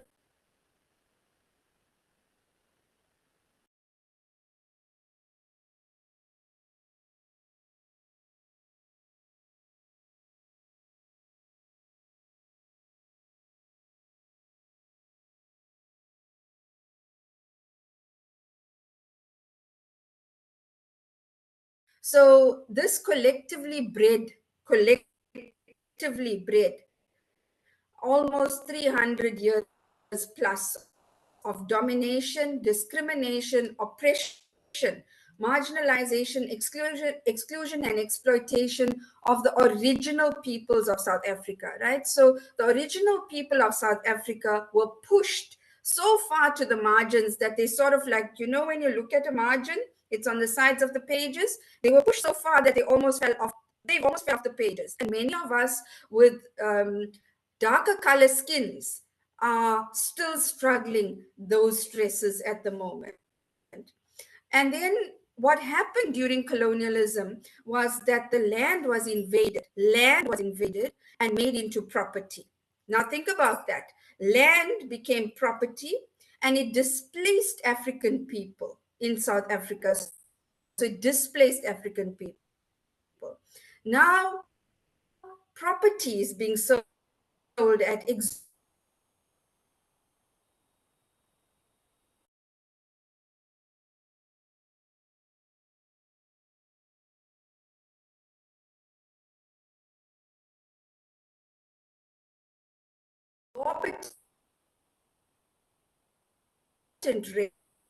rates, but whose land used it? So the question was are the artists. And so in our country,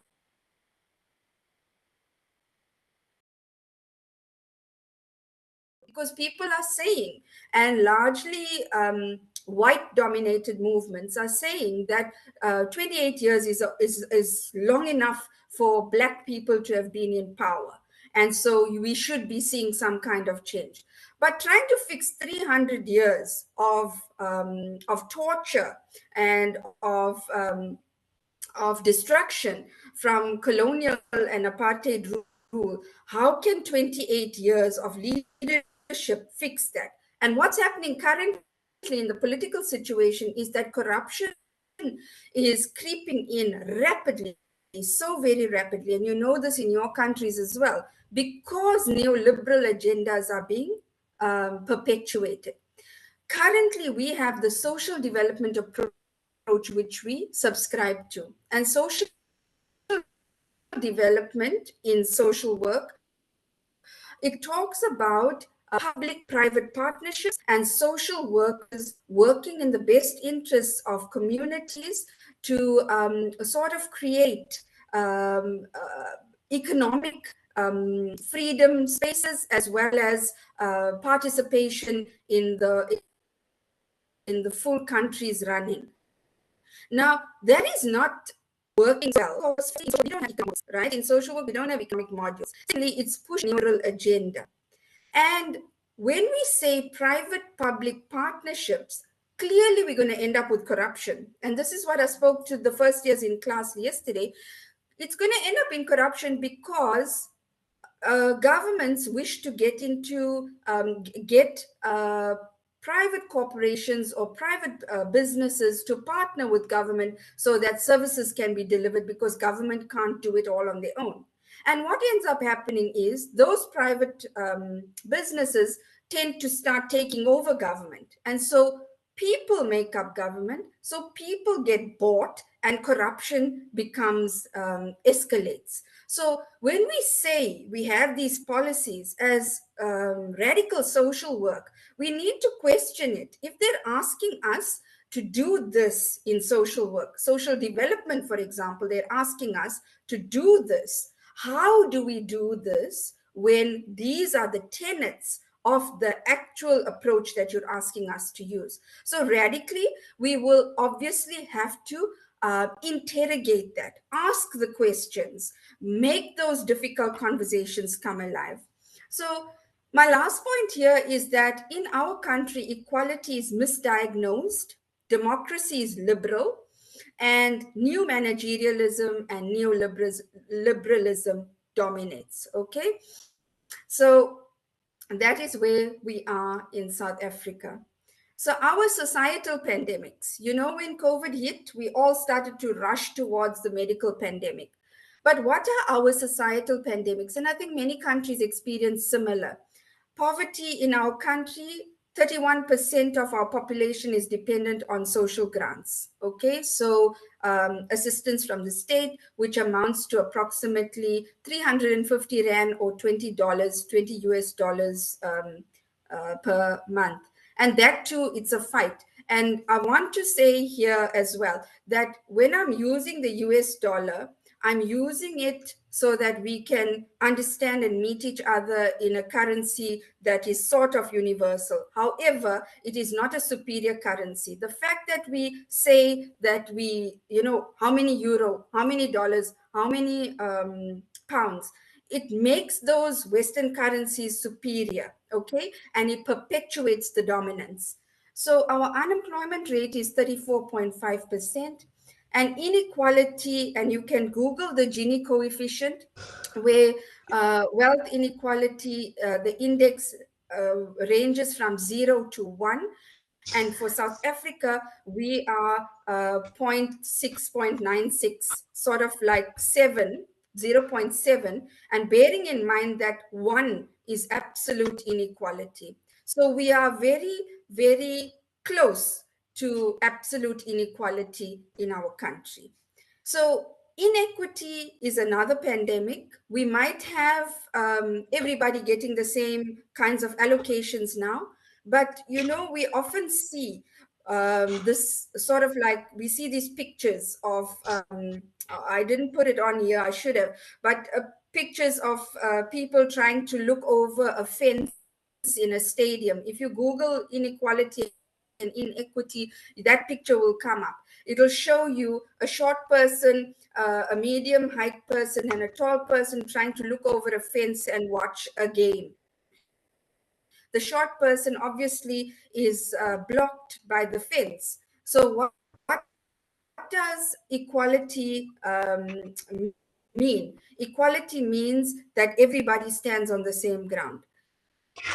What does equity mean? Equity means we need to give more support to the shorter person so that he can look over the fence, so he can see the game being played. But what are we as radical workers wanting? We're wanting justice. So what should we do? We remove the structural barriers. So we take the fence out, so all the people can see that game in the same way, as opposed to being given different kinds of level of support, right? So that is what inequity is about. And then we have racism, we have oppression, we have crime, we have gender-based violence, and the list goes on. So right now, I want to show you this old picture also of our living and learning. And this is our, this is a township living. On the top, you could see the township living. Below that, you see opulent living. So we have these kinds of disparities in living conditions. All right, thanks, Teresa. Just me. So these are the... Here's working on that. Done.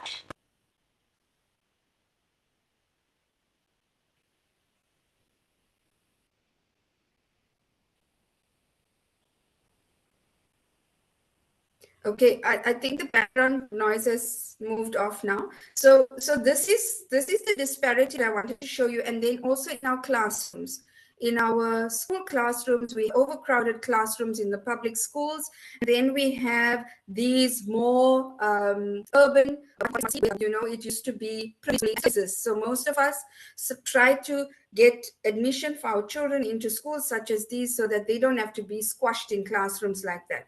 But we need to ask ourselves, how do we fix that problem? How do we fix that problem for these children so that everybody could have equal access to everything, as opposed to pushing and trying to get our own children into these kinds of classrooms, okay? So what are our what were these pictures showing us? It was showing us a parallel education system which still exists in our country. White universities and schools remain privileged at the expense of Black universities and schools. Then we have disparate basic living conditions. Suburbs have the conveniences of running water, sanitation, electricity, while townships and villages, they are without. And then we have an exclusion from the mainstream economy. We promote street vending, we cloak it as entrepreneurship, but can the street vendor, the person that is depending on casual labor, the person that is selling the roasted peanuts on the road, the person that is selling in our country what we call mbona, which is fried mealies on the side of construction sites, are those people going to be able to compete in the mainstream economy, or are we further adding a layer of poverty and exclusion? That's the question we need to ask. When we move entrepreneurship, what do we mean by entrepreneurship? Okay. And so these are all the conditions. If we look at the social development approach, or what we as social workers are supposed to be doing, we are supposed to be merging the social and the economic development. But how do we do that? If we're going to say, if you run a small tuck shop outside your house, selling the usual things that communities require, that you are going to get enough bread for your family, that's fine. And you must do that.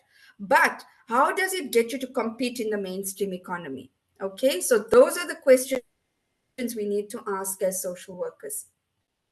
And then here, I just want to pause for a short moment, right? I want to pause for a short moment. And the question that I want you to ponder on, because, you know, my voice can become monotonous. So the question I want you to ponder on is, consider your situation currently. Consider your own situation in your workspace, all right? What is it that is sitting heavily on your shoulders or on your chest? What is sitting heavily on your shoulders or on your chest in your work situation that is making you restless and uncomfortable? So I want you to think through that, and then I want you to consider what is causing this problem. What in your mind is causing that problem? And then the second part is, how are you complicit in that problem? How are you keeping that problem going? So remember, we all form parts of organizations. So if we work there, we are part of that organization. So if something is bothering you, is there something that you are doing that's keeping it the same? Now I want you to, while you're thinking about that, I want to shift to the introduction that the young lady did when we started the session. And both Zimba and I were introduced in a way that showed that we were situated within a network of connections. So you didn't hear that we were recipients of certain awards, that we hold certain qualifications, that we are high flying in certain spaces in the academic space, etc. None of us, neither of us had put that down in our introduction to be introduced as. And so what does that mean? It means that we are trying in the space in conventional ways of perpetuating power and status. Because when you say you've published 35 articles, it's a level of status and inferred power in the academic space, and it makes people sort of like either reduce in confidence, or makes them look at you and want something or get something, or feel that, you know, you are more superior. Now, although I understand and accept that power can be used in, as Zimba and I are using that power right now, it's to bring about some kind of transformative change. So we would not put qualifications to precede the whatever we are doing. We need to be able to accept that we want to change a system that has been created, that we get stuck in, that we want to try to subscribe to. When we get stuck in that system, that is when we start to also subscribe to the neoliberal ideology, okay? To become more powerful, When you are more powerful, you are looked up to more. And when you are looked up to more, then you become more worthy. And so what is all that about? All of us ought to be in this same sort of level, because we're all human beings, right? So by doing those introductions the way in which we sent them to the conference organizers, it was deliberate, okay?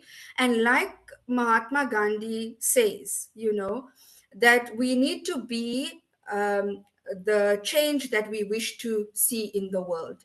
And if that small thing is what we've done in this conference to demonstrate that we want to bring about some kind of change, we have power over that, right? We have power. So in every space, and like the question I asked you just now, what is bothering you in your workspace and how are you complicit in it? There is something that you could do, whether it's small or whatever it is, but it's going to push. It's going to push the boundaries so that you get your voice out there. And that's how you keep it complicit, if you keep quiet about it. And that's what radical social work is about, and what all our presenters were saying in the last couple of days. And that takes me to this slide here, the slide about critical self-reflection as a tool for social consciousness. So now I'm going to talk about a few values, sort of like 4 things that have to do with values of radical, which is not written anywhere, but values of radical practice, so to speak, right? So critical self-reflection is one of the big tools that could assist in this space. The other one is showing moral courage. The next is resistance, okay? The next is resistance, and the third one is solidarity, and the fourth one is resistance, okay? And I'm going to talk to all of those just now. So when we look at critical self-reflection as a tool for social consciousness, right, we need to consider us and our own predispositions. So that example I gave you, remember, about Zimba and me and the introduction, that's one. The second the thing is, I asked, what are the things that are keeping you stuck in your workspace? That's the other thing. So if you become critically aware of your own presuppositions, that you are quite able to say that, look, I am doing something that's wrong. So yesterday in class and the day before and the day before, I've said to the students, and they are first year students. So I said to the students, as soon as you hear me using words such as other when I'm referring to people, please immediately call me out, because I don't want to be complicit in using language that I'm fighting against. Okay? So if you hear me saying things that are moving towards patriarchy and male dominance, tell me. And so you hold the mirror for me. So it is together and partnering with the students, although I might have come before them, read a few more books, studied a little bit more, doesn't make me superior in any way. I have to ask them to hold the mirror up to me.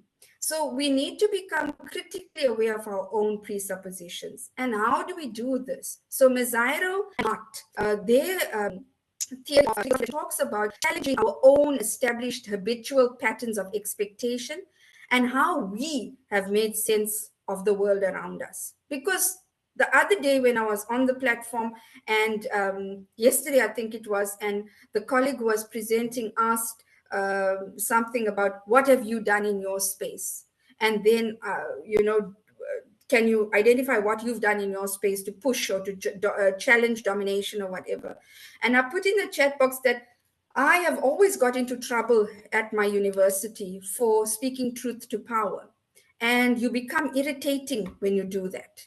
You start to bite people's ankles. You know, when you keep asking questions and you say, but why? Explain to me. Why? Give me the rationale for that. And so when you do that, you tend to be seen as the troublemaker, right? And you don't always want to be seen as a troublemaker, because what happens? They created a bureaucracy in the universities, okay? They created the bureaucracy and they want you to climb up the ladder and they promote you. So you need to put forward a portfolio of evidence for promotion. So if Nivashni's portfolio goes there and they know that this one is an ankle biter, they're not going to promote. They're not even going to consider this promotion, okay? So these are the risks that you run when you challenge structures, and you need to identify these risks so that you know what you're coming up against, okay? And so then this last block here is to challenge the institutionally accepted methods of problem solving by reorienting problem solving efforts in a more thoughtful and just manner, as opposed to a technically acceptable manner. So I've worked with colleagues, and we know from each other also that some of us are able to tick boxes much easier than others are. We are able to say, yes, completed. But then you'll get me who will always have incomplete. Why? Because I'm asking, what's the reason why we're doing this? Is there some real compelling reason for that? For example, yesterday I was asked by a professor to please look at a policy on research awards. So the very question was, why do you want to give research awards in a university when all the academics earn salaries? What's the point of a research award? Why are you creating a layer of competition? Is it necessary? If we all get paid to do our work, should you not be affirming everyone so that we don't compete with each other and we don't want to pull each other down? What's the point? And then she said to me, okay, I'll give it to someone else to look at because you're not going to move us forward. So that is the kind of thing that we're going to end up dealing with on a daily basis. Okay, so you will bark and you will bite and you will bark and you will bite, and that is where you start the radical thinking. Okay, you teach people how to treat you also. Okay, so that's the softer skills that I'm talking about. You teach people how to treat you, so when they know they're in a meeting, then they start to watch what they say. That's the powerful people. They watch what they say because they know you're going to ask certain questions, so they start checking themselves also. That's what we want to do, is in which we find ourselves. So here's another thing that we don't talk about too much, which is ethical stress. So ethical stress requires moral courage, and moral courage seeks solidarity, and from solidarity, we develop resistance. We can't resist all by ourselves. We must do it together with somebody else or groups of people. And that's how social movements begin, okay? So in a value-based profession rooted in social justice, observing oppression and inequality causes ethical stress and discomfort, right? So it causes ethical stress and discomfort. And then we should become engaging witnesses of these injustices. And I think some colleagues have spoken through this as well through in the conference about Bowler's work, Bowler and Zembila's work on the pedagogy of discomfort. So when we become engaging witnesses of the injustices, then we are no longer passive bystanders who are willing to maintain a status quo, right? We're no longer passive bystanders, and we don't want to be passive bystanders. This calls for moral courage to overcome fear and to stand up for the core values of the profession, okay? We need to have moral courage. Tressa, am I still audible? Yes, ma'am. Okay, great, because I'm seeing some triangles on my screen. Your voice is clear, ma'am. Okay, and you still, okay, and you see my presentation still? Yes, ma'am. Perfect. Okay, so we need to become engaging witnesses, and we need to have moral courage in order to do that, right? To stand for the core, up for the core values of the profession. And Fenton writes this book about critical, what is it called? I have this book in front of me, right? It's called Social Work for Lazy Radicals. Okay, they even acknowledge that there are lazy radicals. So you need to, if you want, you must try to get your hands on that book. And then when you have moral courage, it means that you are not scared to stand for what you believe in. And it comes at a cost to you, the individual, okay? It comes at a cost. As I explained, you might not be promoted in your institution. You might not climb up the ranks. You might not be called as a keynote speaker. You might not be acknowledged for the work that you do, etc., etc. But it depends on what you stand for. Are you happy to sleep at night knowing that today you did enough for the community that you are serving, for the students that you take in your classroom, and for the academic department that you belong to? Have you done enough to push the boundaries? And that's what should be your moral compass. So by standing up, we engage in a form of resistance, right? We engage in a form of resistance, and it is not easily done alone. Definitely not easily done alone. So in respect of solidarity, and in India, you hear me saying in India, right? In India, you have this proverb that's permeated the entire world, and it's Vasudeva Kudumbakam. So the earth is one, and one family. So we are one family. And in Africa, we have this proverb about two ants do not fail to pull one grasshopper. So two ants do not fail to pull one grasshopper. The grasshopper is long, the ants are very small, but they can do it, and we've observed it, right? So if in nature this can happen, what stops us from coming together as human beings to fight against these injustices? So it is possible to build solidarity among social work professionals and to reimagine and redefine our role as social workers in our own countries. And then to take ownership for the spaces where we have become complacent and reactive. That goes back to the question I asked. What makes you uncomfortable in your workspace? How are you keeping that going? How are you complicit in that problem? Okay. Oh, and on solidarity, I'm just remembering Zumba always says that solidarity is never enough. Solidarity must not stop at solidarity, because that then makes you a lazy radical. Okay. Solidarity needs to take the form then of action.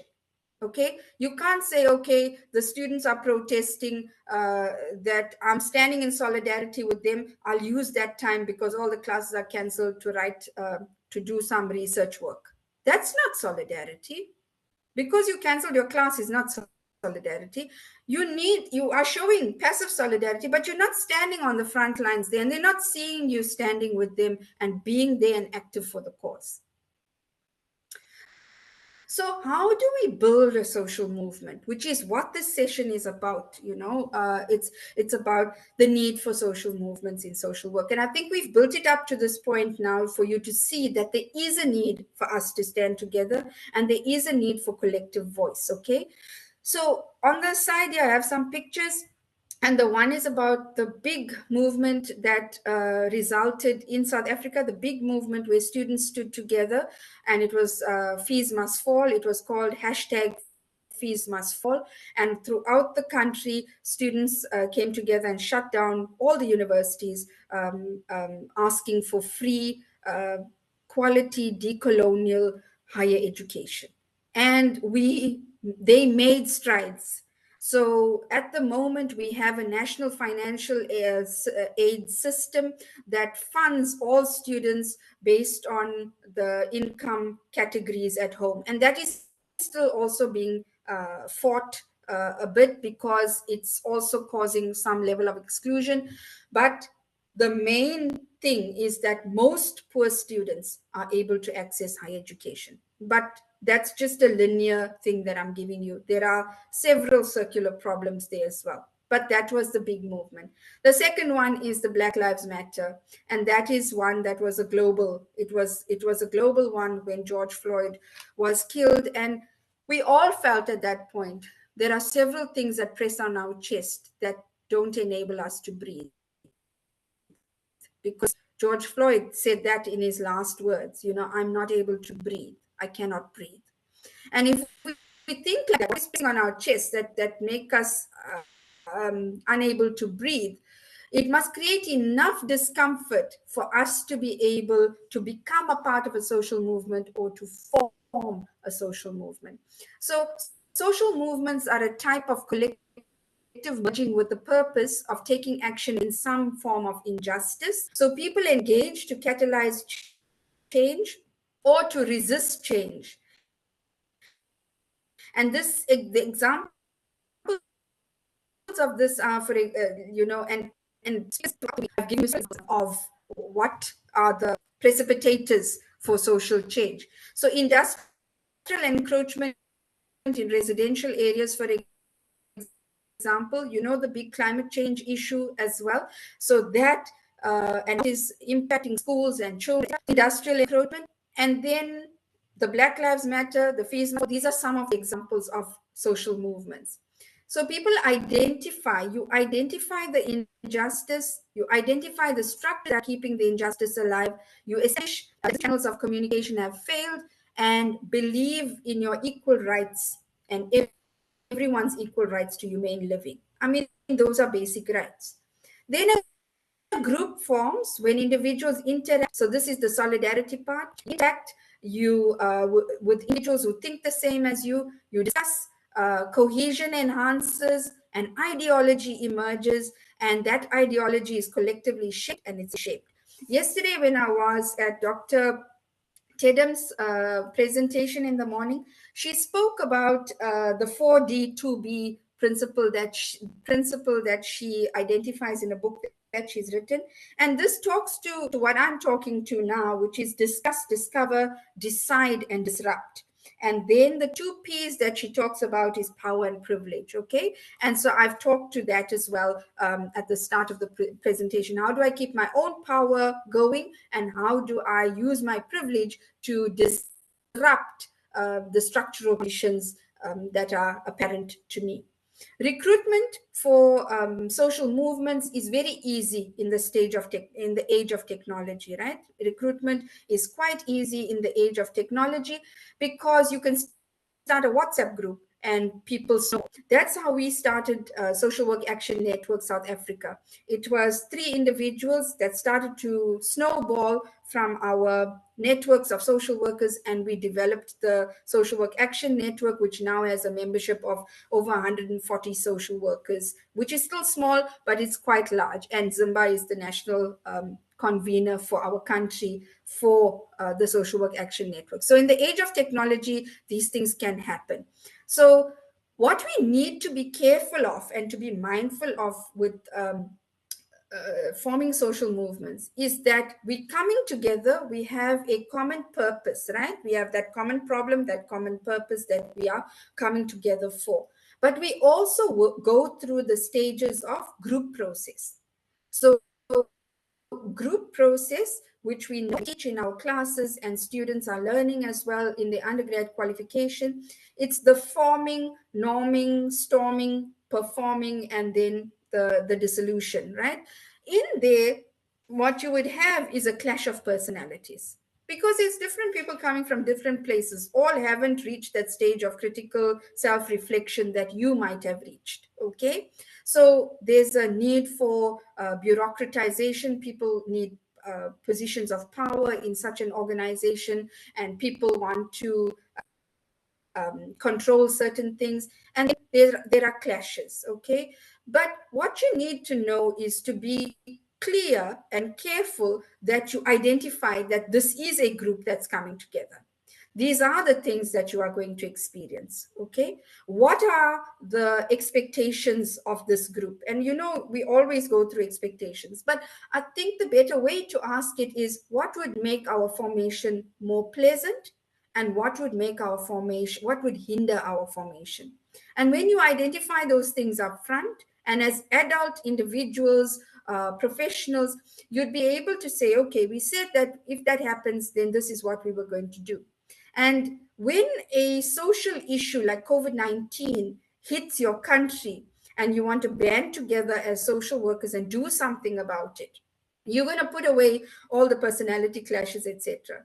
When things start to taper a little bit, when all that hype has moved off, that's when you're going to see certain personalities emerge that wish to now take this further, convert it possibly into something you did not subscribe to in the first place. All right, something you didn't subscribe to in the first place. So for example, as academics, how are we complicit in this? If I'm an academic member of the Social Work Action Network, after we had the webinars and we had the social action, etc., if I then say, okay, whatever we did, let's put it in a publication. Now that is for an output for myself and for one or two other authors. But was that what we agreed upon when we decided to take that social action? So for me, that's a misuse of academic power, okay, to convert something for the purpose of getting an output for personal achievement. Now, the other thing is, what is keeping us in that mind frame that wants to do that? What is keeping us wanting to do that?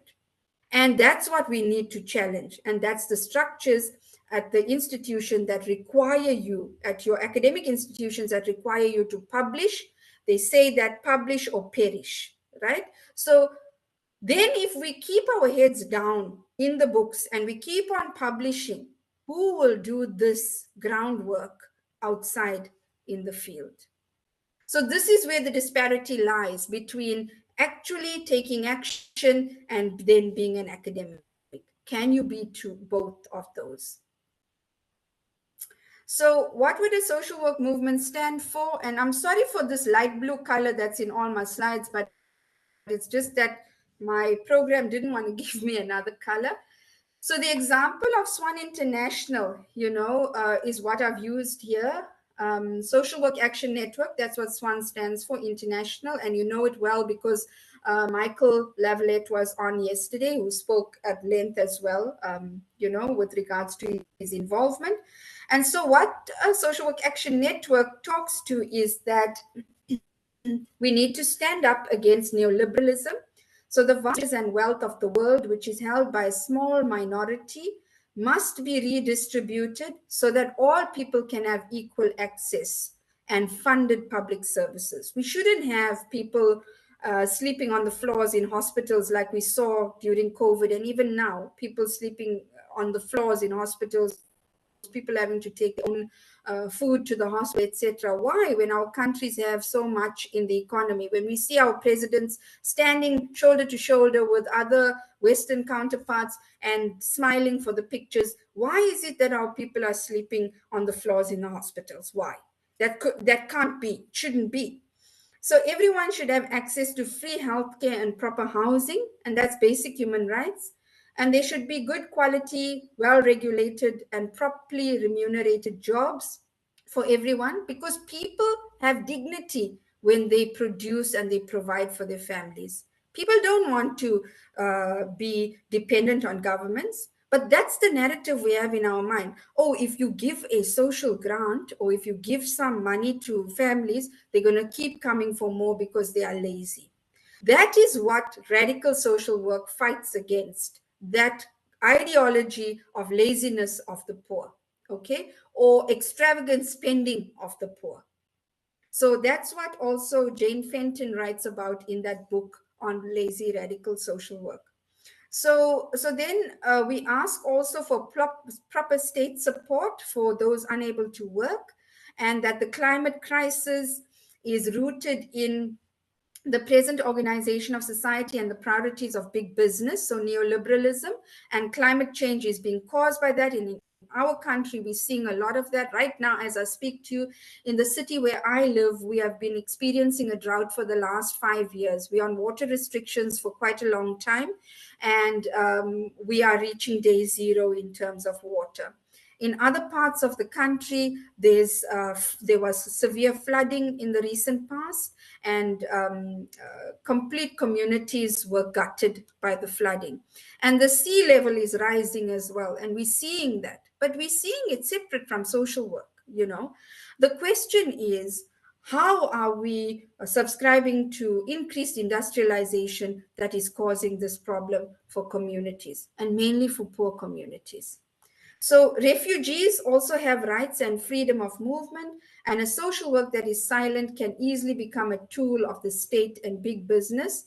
And I want to say here, a social worker that is silent also, and a social worker that believes that social work is not political, is also, it's very easy for that person, as well as a social worker teaching social work, it's very easy for that academic to become a part of that organizational bureaucratic structure and to be manipulated in that way. So let's be sure about where we want to position ourselves. And social work must be prepared to speak truth to power. There's no other way. We have to be prepared to speak truth to power. And then how can you engage in these radical and critical actions? I've spoken to most of these. I want to look here at this one, at the third block, to strategize in a language that is understood by the forces of oppression. Sometimes we push against something and they push back because they're bigger.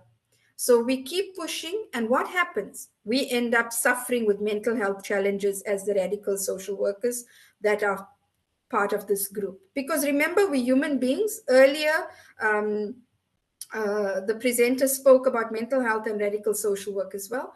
And we start to get sick when we speak in a language that is constantly resisted, or where we end up facing the big guns of those big bureaucrats.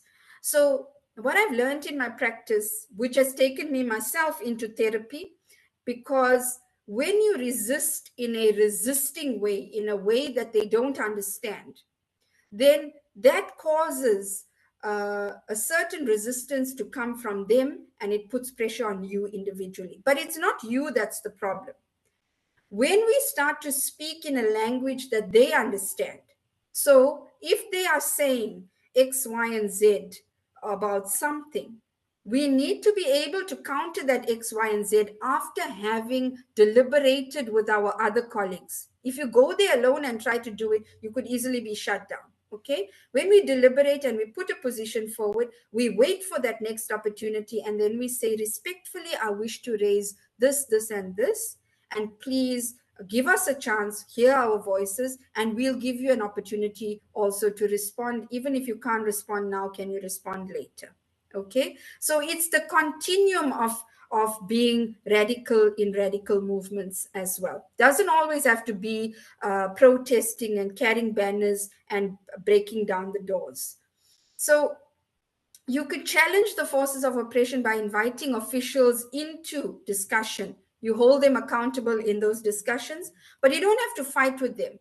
You can tell them what the points are that you want to discuss, and you respectfully lead those points. And then you start to ask probing questions that get them knotted in their own ideologies that they are putting forward.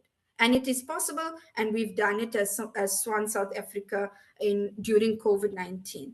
Then you could publish statements of support or dissent and grow public dialogue. So we've done several of these statements in terms of, the atrocities, especially Palestine, Israel, is also in Swaziland, Eswatini, on the border of our country, where, there was monarchy rule, and then there was a violent overtaking of the country, and there was destabilization. And we had written these statements. We've also published not academic articles, but we've published in newspapers that make our position go out further to every person that can access the newspapers. And then occupying spaces such as these or other spaces, even your classrooms, even your family gatherings, you know, you occupy spaces where you raise consciousness, you ask some questions, and you ask them to think slightly differently or to influence their thinking. Especially when you're sitting as an academic in your faculty spaces, as well as in communities where you're working. And I know many colleagues are doing this already. So if somebody starts to think slightly differently, then that's a big plus. It's a big win already on your side. Don't think that you are too small to do this or you're only one. It always brings me back to that that proverb says that if you think you're too small to you spent a night. I think you're too small to make a difference. You haven't spent a night with a mosquito. You know what a mosquito can do to you on a hot summer's night. Eh? So we are too small. You can bite at ankle and sting like a mosquito. People that you are when they see you, they know that you are coming and they know you're going to ask certain questions. Even if you don't even say anything, they know that so-and-so is going to listen to them and different. And then I'm going to end on this, colleagues, and what I want to say as a radical conclusion, and this is what one of the founders of South Africa had also put forward, right? So what I want to say is that the only point, what J.C. Turton says is that there's the only point radical social workers must be clear about is that our analysis is not from a neutral standpoint. We proudly take sides and the sides of the rest, and we analyze the issues from a radical and a critical standpoint, which always looks at the structural and systemic issues which have created these conditions in the first place. Now, that is our radical conclusion. And what I want to say is that if you want to go, it's also an African proverb, right? If you want to go fast, then go. But if you want to go further, then go together. So this is the reason why Zimba and I have come together, and we were invited into your home, and we thank you very much for that. And thank you, Teresa and Kavita, and I want to say Nandri Vanakkam. Thank you so much, ma'am, on that elaborate presentation. You've given a glimpse of the lot of issues that require the focus of critical and radical social work. And most of these issues are not only in South Africa, these are common to countries like developing countries, even India. So we see a lot in common, and there is a larger need for the practice of critical and radical social work.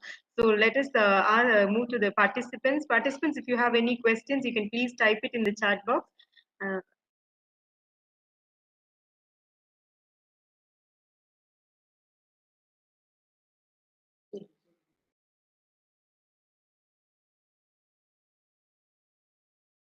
Ma'am, there is a question in the chat box, ma'am.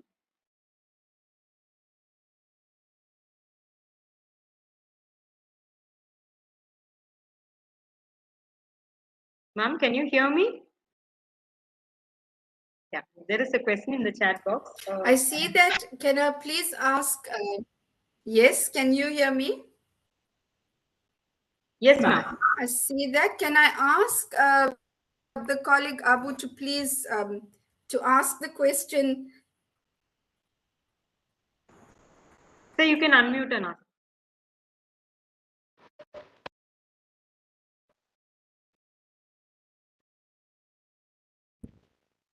Ma'am, yes, mic issues, ma'am. I hope he's using a desktop. Okay, I see there's a mic issue. Okay, so if I'm understanding. Okay, I see.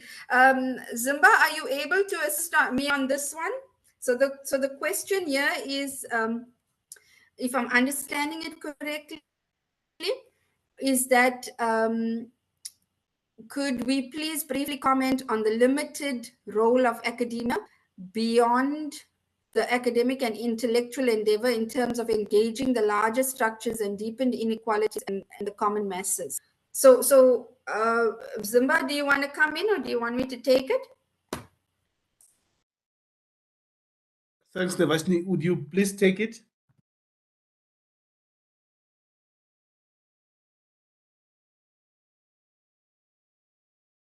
Okay, sure. So I'm understanding it to mean that what are we doing out there as academics in the bigger spaces compared to what we're doing in our small boxes, and what Abu is asking, I think, is our role shrinking in the larger space, if I'm understanding it correctly. Abu, you can just type and say if I'm understanding correctly. So I think what is happening is that the neoliberal agenda in the actual academic environment is causing us to keep our heads down and to keep our heads down and keep on publishing and to create this distance between us and what's in the communities. So what ends up happening is, as academics, we mainly get invited to talk on TV shows, or they invite us to give commentary on the news or something like that. But there isn't actually a fighting of the structures where we're coming together as a group of academics or as a network of academics to bring down those big powers in each of our countries that are causing the structural conditions to perpetuate. Also, what we must understand in developing countries is that we have our own political ideologies. So we belong to different political spaces. Some of us do, and some of us say that we don't. But as we say that social work cannot not be political, we have that also. Just like how academics in South Africa stood together, not all, but the more progressive academics stood together with the students when the fees must fall into place. Nothing precludes us in our countries from doing that with students. We have masses of students. Remember, we can grow with their minds in terms of changes they wish to bring. So we have a lot of power in our hands, but we need to be sure that we are okay with the consequences that come from doing that, whatever we do in our institutional spaces. So I'm not sure what we've done, and we're working towards publications mainly, and status and power.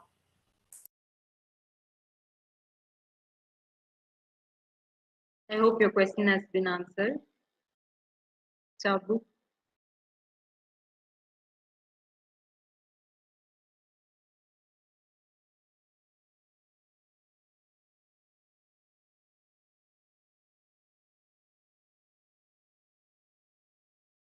Ma'am, there's another question. Mr. Leslie Suresh, he has posted a question in WhatsApp because he was not able to access through the link. He's on YouTube. So he says, like, while the profession of social work is constrained and it is not even recognized as a profession here in India, he feels that there is a need to organize ourselves as a collective voice. But how frequently he asks questions about how organized social workers throughout the country are, and how frequently we are able to communicate with one another. And the question is like, what can we do to convert this webinar into an opportunity to voice our solidarity for a collective action to be recognized as professionals? I love the question. I so love the question, because it's talking to the challenge that I wanted to throw out here. Is if we are committed enough, can we organize as this group that's present here today? Can we organize and then develop a way forward? Can we do that? Because I am giving you a full lecture on building a social movement, but can I put my money where my mouth is? That's the question. Am I able to do that? That's what I must be able to do. And so that's what I want to sort of like throw out and ask, is that something that that colleagues would want to do? And Zimba, maybe you have another view or a similar view or something to add. And I think that we've got email, we've got WhatsApp, and Tressa and Kavita are quite able to keep us in tune with everything. So maybe if you send an email to me or whatever, and then we can see what we get out of that, and can we organize? That's the thing. Can we organize? Zimba? Yeah, certainly. Thanks, Debashni. There is always power for us to sort of organize. I mean, the greatest thing that happened to us, even though there are critiques around technology and how exclusive it is by its very nature, that others do not have access to the very same technology we use to mobilize, but I think we can look at that as an asset or as a tool that we can actually breach boundaries, that we can begin to organize, begin to mobilize, and use the technology as an instrument that we can reach far to one another and support one another in whatever social issues and systematic issues that are being experienced by colleagues across the globe, but not only mobilizing one another and raising awareness, but also to sort of being able to support each other, being there to listen to each other, strategize, advise each other on the best way that could work to bring consciousness around issues that exist within our profession. So, I mean, with COVID-19, it has really shown us that technology can be used to reach individuals, across the globe. For the fact that even in this platform right now, we're able to engage on this very question seated in a different part of the world, it shows that we can and we will be able to sort of communicate and support one another and create a solidarity movement that is taking us forward as a profession.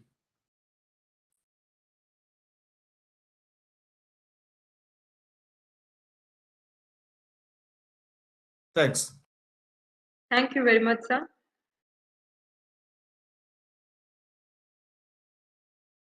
Any other questions from the participants?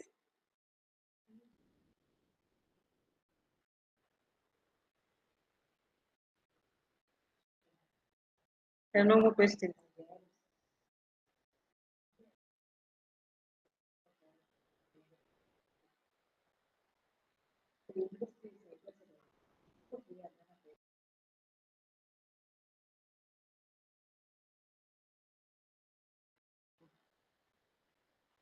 Okay.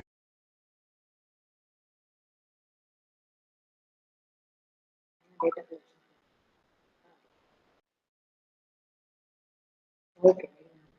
I think there are no more questions, ma'am. It's quite clear. It was a very clear and a very, it was simple, clear, and it gave an elaborate view of the need for a radical social movement. And it is obviously a very important and a very required topic here in India. Like there is a emerging need for a radical movement. There are so many problems. There are so many social issues that need to be addressed. However, like there are like people as the question like the one which Mr. Leslie Suresh raised, there are a lot of challenges also for the practice of radical social work. Not only the lack of an association, the lack of a licensure, and there are a lot of challenges which we need to rectify, we need to overcome in the years to come, and we need to establish set the stage for critical and radical social work here in India. Over to you, Kavita. Ma'am,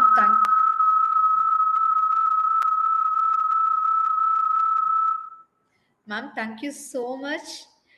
We had a great, insightful session from you. That too, the post-lunch session was great. You made us to sit and then to listen the things. So that is the most important challenge we can say. It was very interesting, and thank you so much for sharing your great expertise with us.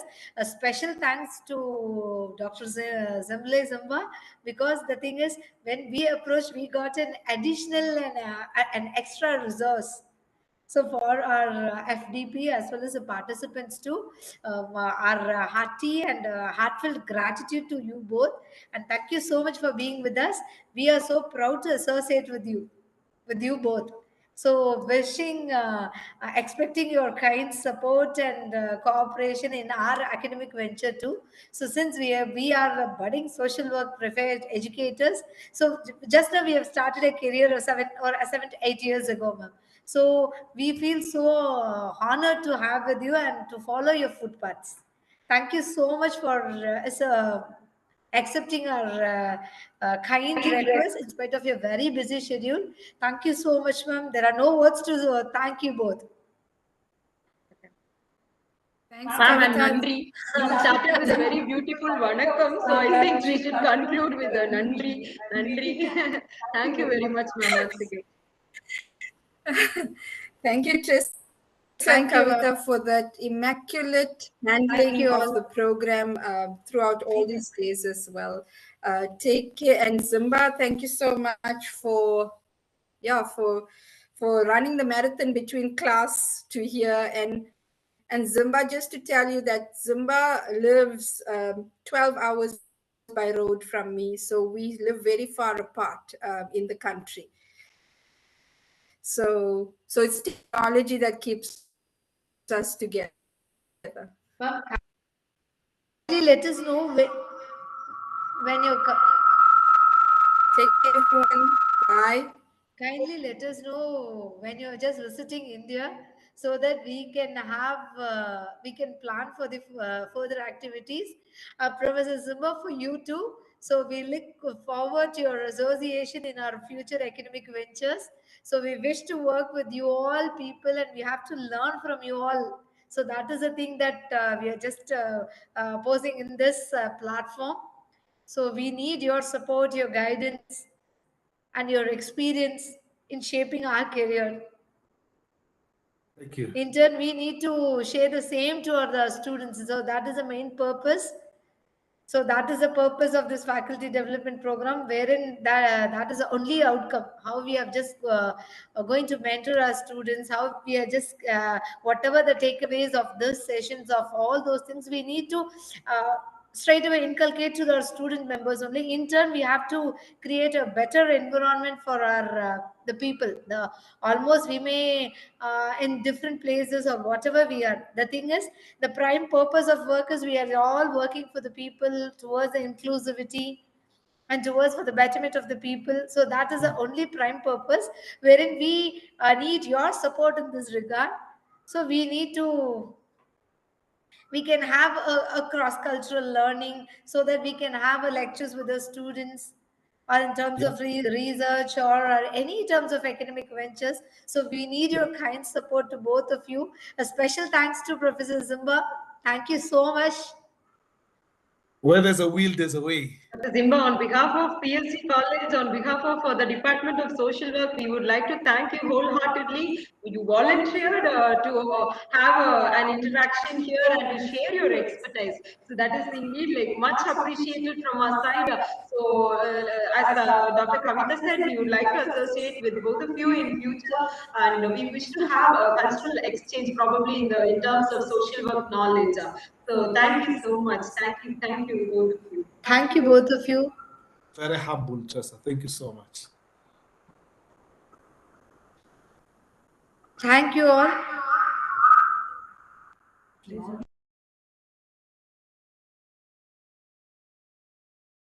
Dear participants, the feedback form will be posted in the chat box and in your WhatsApp group. So kindly wait for a couple of minutes for the feedback form, and please make sure that you fill in the feedback form and submit it with us.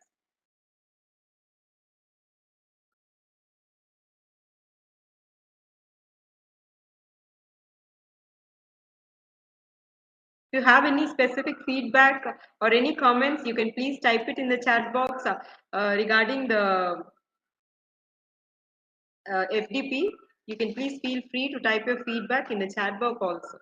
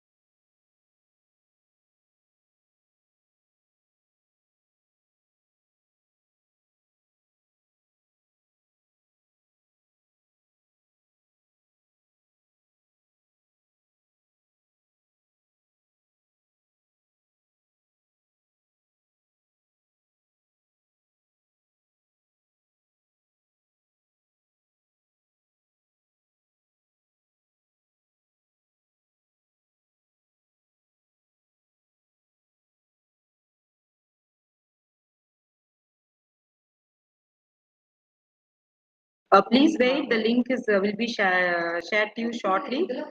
Just for a few minutes. There's a technical. The network is very slow because of the rain here. Please wait for 1 or 2 minutes. It will be fixed.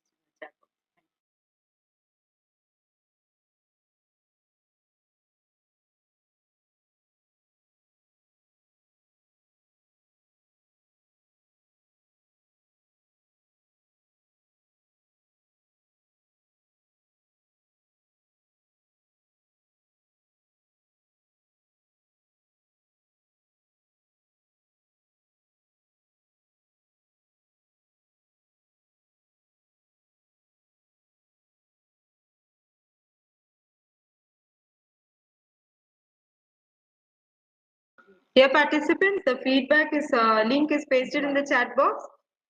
It is also given in the WhatsApp group. I've also pasted the feedback link in the WhatsApp group. So kindly fill the feedback form.